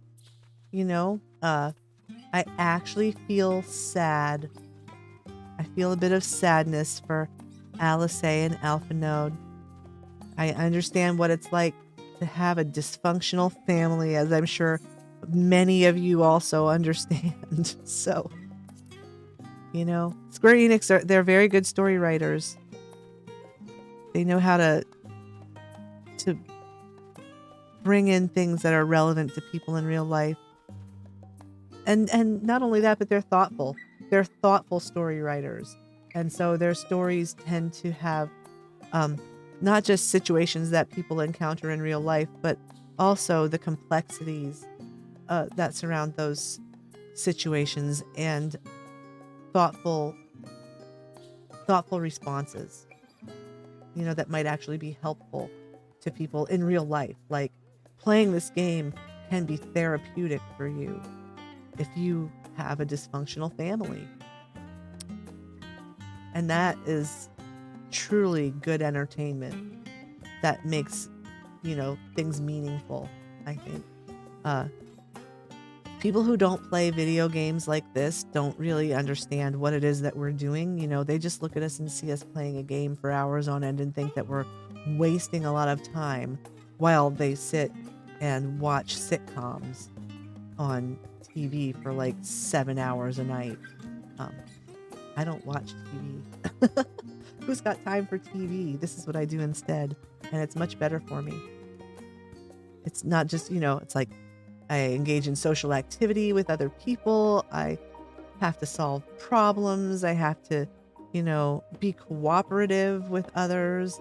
And yeah, this is good. All right, so let's see here. There's Cryo. I gotta click on her.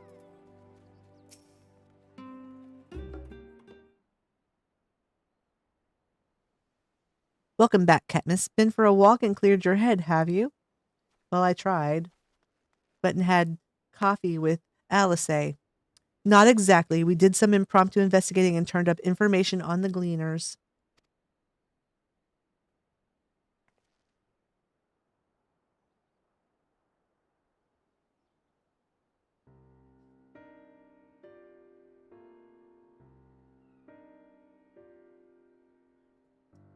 It makes sense. The Gleaners take their requests directly from institutions and bureaucrats, but as you say, they ultimately answer to the Forum. A sudden and significant increase in Gleaner traffic and in cargo, it certainly gives the impression of an overarching plan being put into motion. Yes. Let us see what theory we can build from the facts. As Ishtola observed earlier, Numenon's archives appear to contain no information concerning the final days. Coupled with what Katniss and Alice learned at the Last Stand, we can be reasonably sure that most Sharlayans know nothing of that particular period of ancient history. Yet my father and his colleagues are not only familiar with the final days, but are also somehow certain that the destruction being perpetrated by the Telophoroi is wholly unlike these apocalyptic events. Moreover, the Forum claims to be so occupied by a duty of such pressing importance that they saw fit to unanimously deny Eorzea's request for aid. And now the Gleaners' official agents of the state have been mobilized on an unprecedented scale. The Forum is looking for something. They're looking for something. something specific and they need the Gleaners to go out and find it, and I wonder what it is. I do not think it a stretch to conclude that the Gleaners' recent activities are in service to the Forum's secretive ends.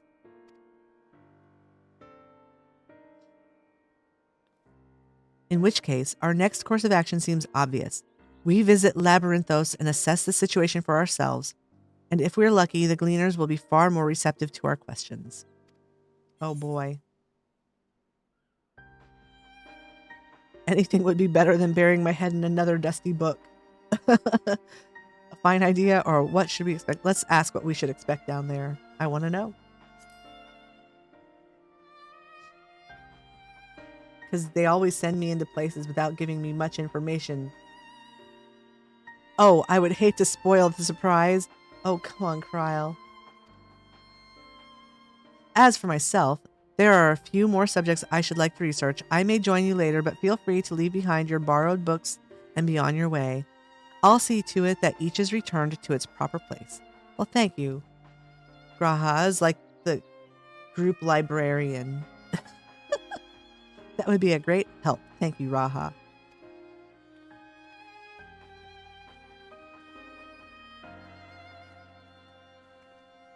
Let's head down the stairs over there, and I'll show you where the entrance is. All right. Let's do it. But if it's a dungeon, I have to wait until later.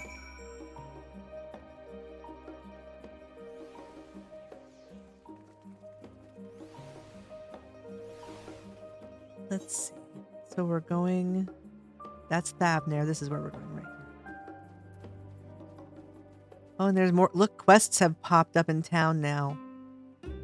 There's a bunch of quests I can pick up, and I'll go get those after class.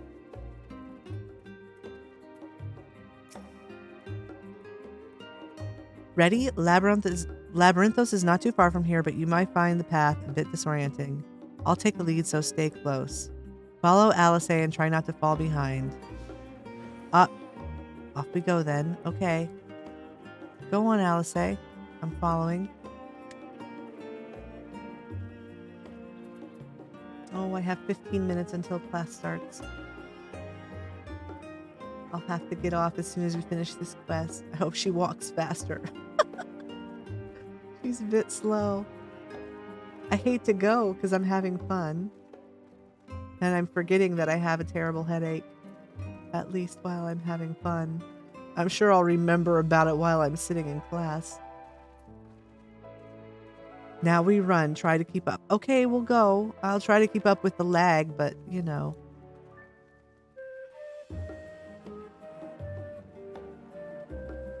Keep to the path straight ahead.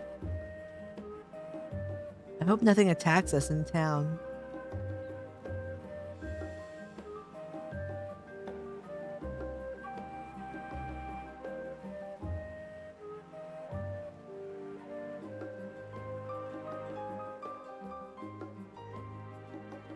Oh.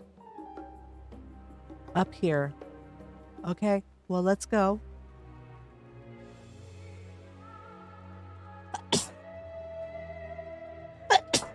Oh, goodness. Ooh. Here we are. Oh, it's my friend Aqua and Yasaria. The Rostra, not far now. Okay. Lead the way, Alice. Let's go.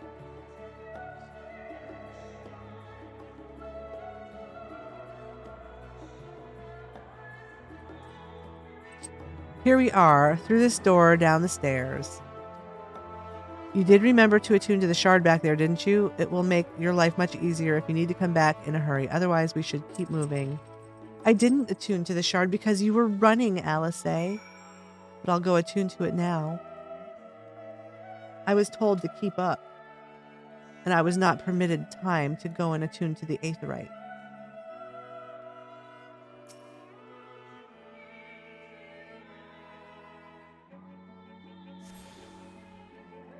There. Okay, so this is the way we go.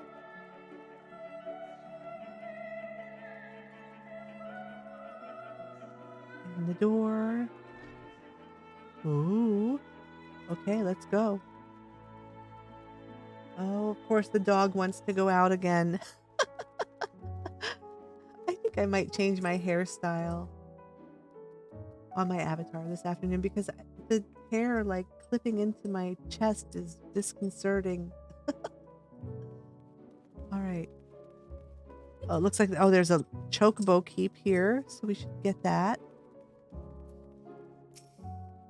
Well met, traveler. Might I interest you in chocobo porter? Ah, do not tell me. This is your first visit to the stop. I shall my register with your name so that you may access this location in the future. Thank you. I don't need to hire a porter right now, though. I need to go talk over here to Kryl. We're all here now, yes. I've taken the liberty of securing permissions for our group's descent. Right, everyone onto the lift and down we go. All right, let's go.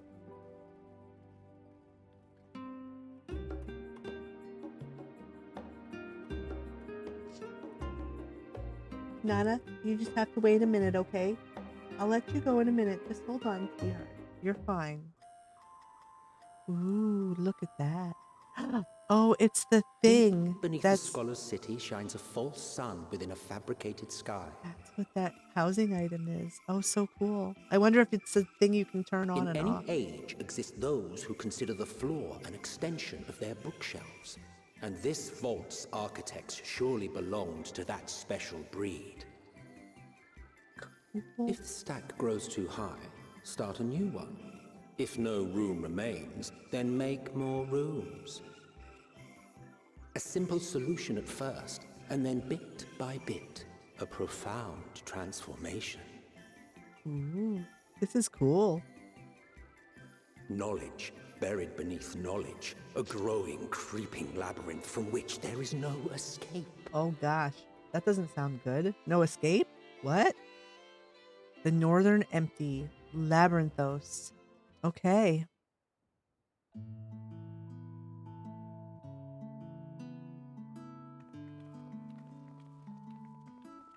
So there's a housing item that I previewed this morning that looks like the sun thing that you can put on your table. Not what you expected. I must admit, the artifice is very convincing. It is very convincing. But I assure you that we are beneath Sharlayan itself. Nana, stop that. The breeze you feel, just a minute. The flowing waters you hear, Goodness. All created by the hand of man. The island is volcanic, you see, and once upon a time this great hollow must have been a reservoir for magma. Okay. It was discovered some 400 years ago, at which point it was repurposed as a storage facility for scrolls and samples and such. Renovations have continued, with nigh on no interruption to this day, with the lower levels still undergoing expansion. Cool. Aren't those people gleaners? Yeah, they are. That's what they look like. Aye, judging by their dress. They are said to work alone as a rule, but 'twould seem that rule is being enthusiastically broken today. Huh. It may be as you suspected, that they are engaged in a task apart from the norm. It would appear so. Let's spread out and get some answers then. All right.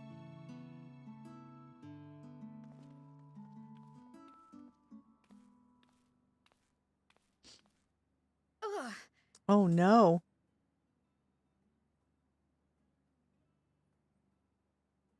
Kryl has a headache too. Did you call to me just now?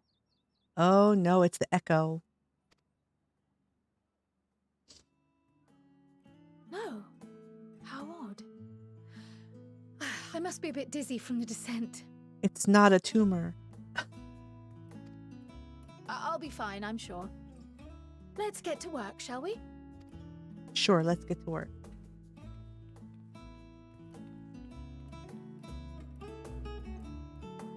So I'm wondering if the housing item that looks like that globe is something that you can click to turn off and on and have it glow like a lamp. I'm going to have to check that out. All right, so here we are. Is there an aetheryte down here? Oh, there is. There's an aetheryte in the center. Let's see. Can we ride mounts here? We can. We can ride our mount. So let's go get the aetheryte first. Let's see if we can get to the Aetherite. There's one over here too. We'll go this way. And get attuned so that we can just teleport here and we don't have to worry about it. And then I'm going to go back to my house. I'm going to look to see if that thing's a lamp, and then I'm going to have to log off for class. But I will only be gone for a few hours, and then I'll be back. Oh my gosh, my mount is so slow. I forget what it's like to have a slow mount, because I'm so used to having the speed increase maps in every zone. And I can't fly either. Oh, that's right. I wonder if there are aether currents. Oh, yep, there's aether currents. We have a thingy about that, don't we? Aether compass. Oh no, it's been moved to my collection. Okay, wait, so where is my collection?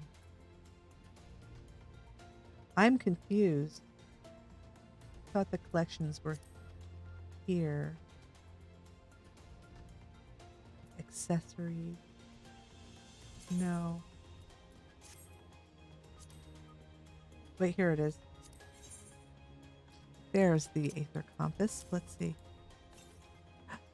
Ah, there we go.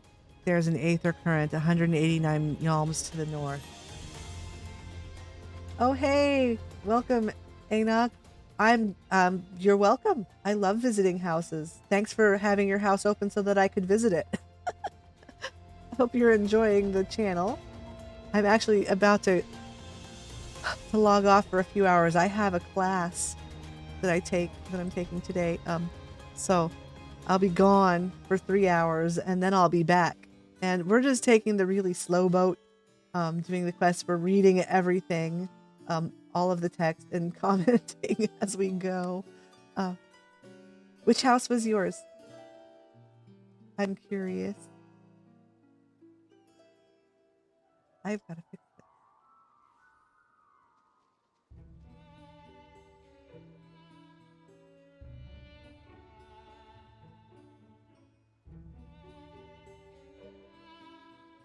The Tavern in the Mist. Oh, awesome. Yes, that was very nice. I really enjoyed my visit to your house. Very nicely done. Well, I'm glad that you stopped by the channel near the beach. Yes, the one and the little row of beachfront cottages. You know, I've had good experiences visiting that little row of cottages. Everyone that owns those spots seems to really take seriously their responsibility to have nice beachfront property. Well, I'm glad that you're here. I hope that you'll follow the channel and come join us. I'm going to continue to do housing stuff, interspersed with the leveling up. Yay, thanks for following. I actually previewed all of the new housing items for indoor furnishings and outdoor furnishings this morning, and I'm going to revisit that this afternoon. We're actually going to go, right now that I've attuned to this Aetherite, we're going to go to my house and we're going to take a look, because if you look up, there's like the globe in the middle here. And there's a housing item that looks like that globe. And I want to see if it's a lamp, if you can like turn it on and off. I still have 7 minutes before I have to log on for class. Let's see. So here we are. Preview housing item. Let's see, and it's under the new. And where is it? The Aetherius Globe. Oh, I don't know. I can't turn it on or off, but that's what it is. It's definitely the globe. And I'm wondering if I'm not sure if other items, if you can click them. Let me see if there's a lamp that I know of that is turn off and on. Okay, so the Great Google floor lamps turn off and on. And when they're in this mode, I can't turn them off and on. So that item actually might be a lamp that you can turn off and on. We just won't know until I can actually make it or get my hands on one. Yeah, it does. It looks good. All the new menus look nice. Everything looks really good. They've really improved things, like the maps and things, and the Aetherite map. Like when you go to the Aetherite, the selection menu is much better. It's much better. All right. Well, as much as I hate to leave when I have people who are in my channel and hanging out, I have to go get ready for class. But I will be back at around 4 o'clock Eastern Standard Time for more questing and more fun. And I hope that you'll all come back. And I hope that you're having a good day and taking care of yourself. And it's Friday, and it's time for us to get serious about having some rest and relaxation after a hard week. And I hope that you don't have to work this weekend. I do have to work on Sunday. I always have to work on Sunday because I'm a pastoral intern. So that's my life right now. Anyways, thanks for coming and thanks for the follow, Enoch, and I hope that you'll come back later. And if you redecorate your house, make sure that you send me a message, send me a friend request in game so that you can email me and let me know when your house has been updated and I'll come and revisit. Or just come to the channel. Even better, come to the channel and tell me that, hey, I redecorated my house. You want to come back? And I'll be like, sure, we'll come back. All right, so I'll see you all this afternoon. And thank you so much for coming and hanging out this morning. Oh, and someone else just showed up and I'm just about to leave. Anyways, I appreciate you all. And I hope that you have a good afternoon. And I'll be back at 4 p.m. Eastern Standard Time. So until then, have a great day. And I'll see you on the flip side. I'll see you on the moon.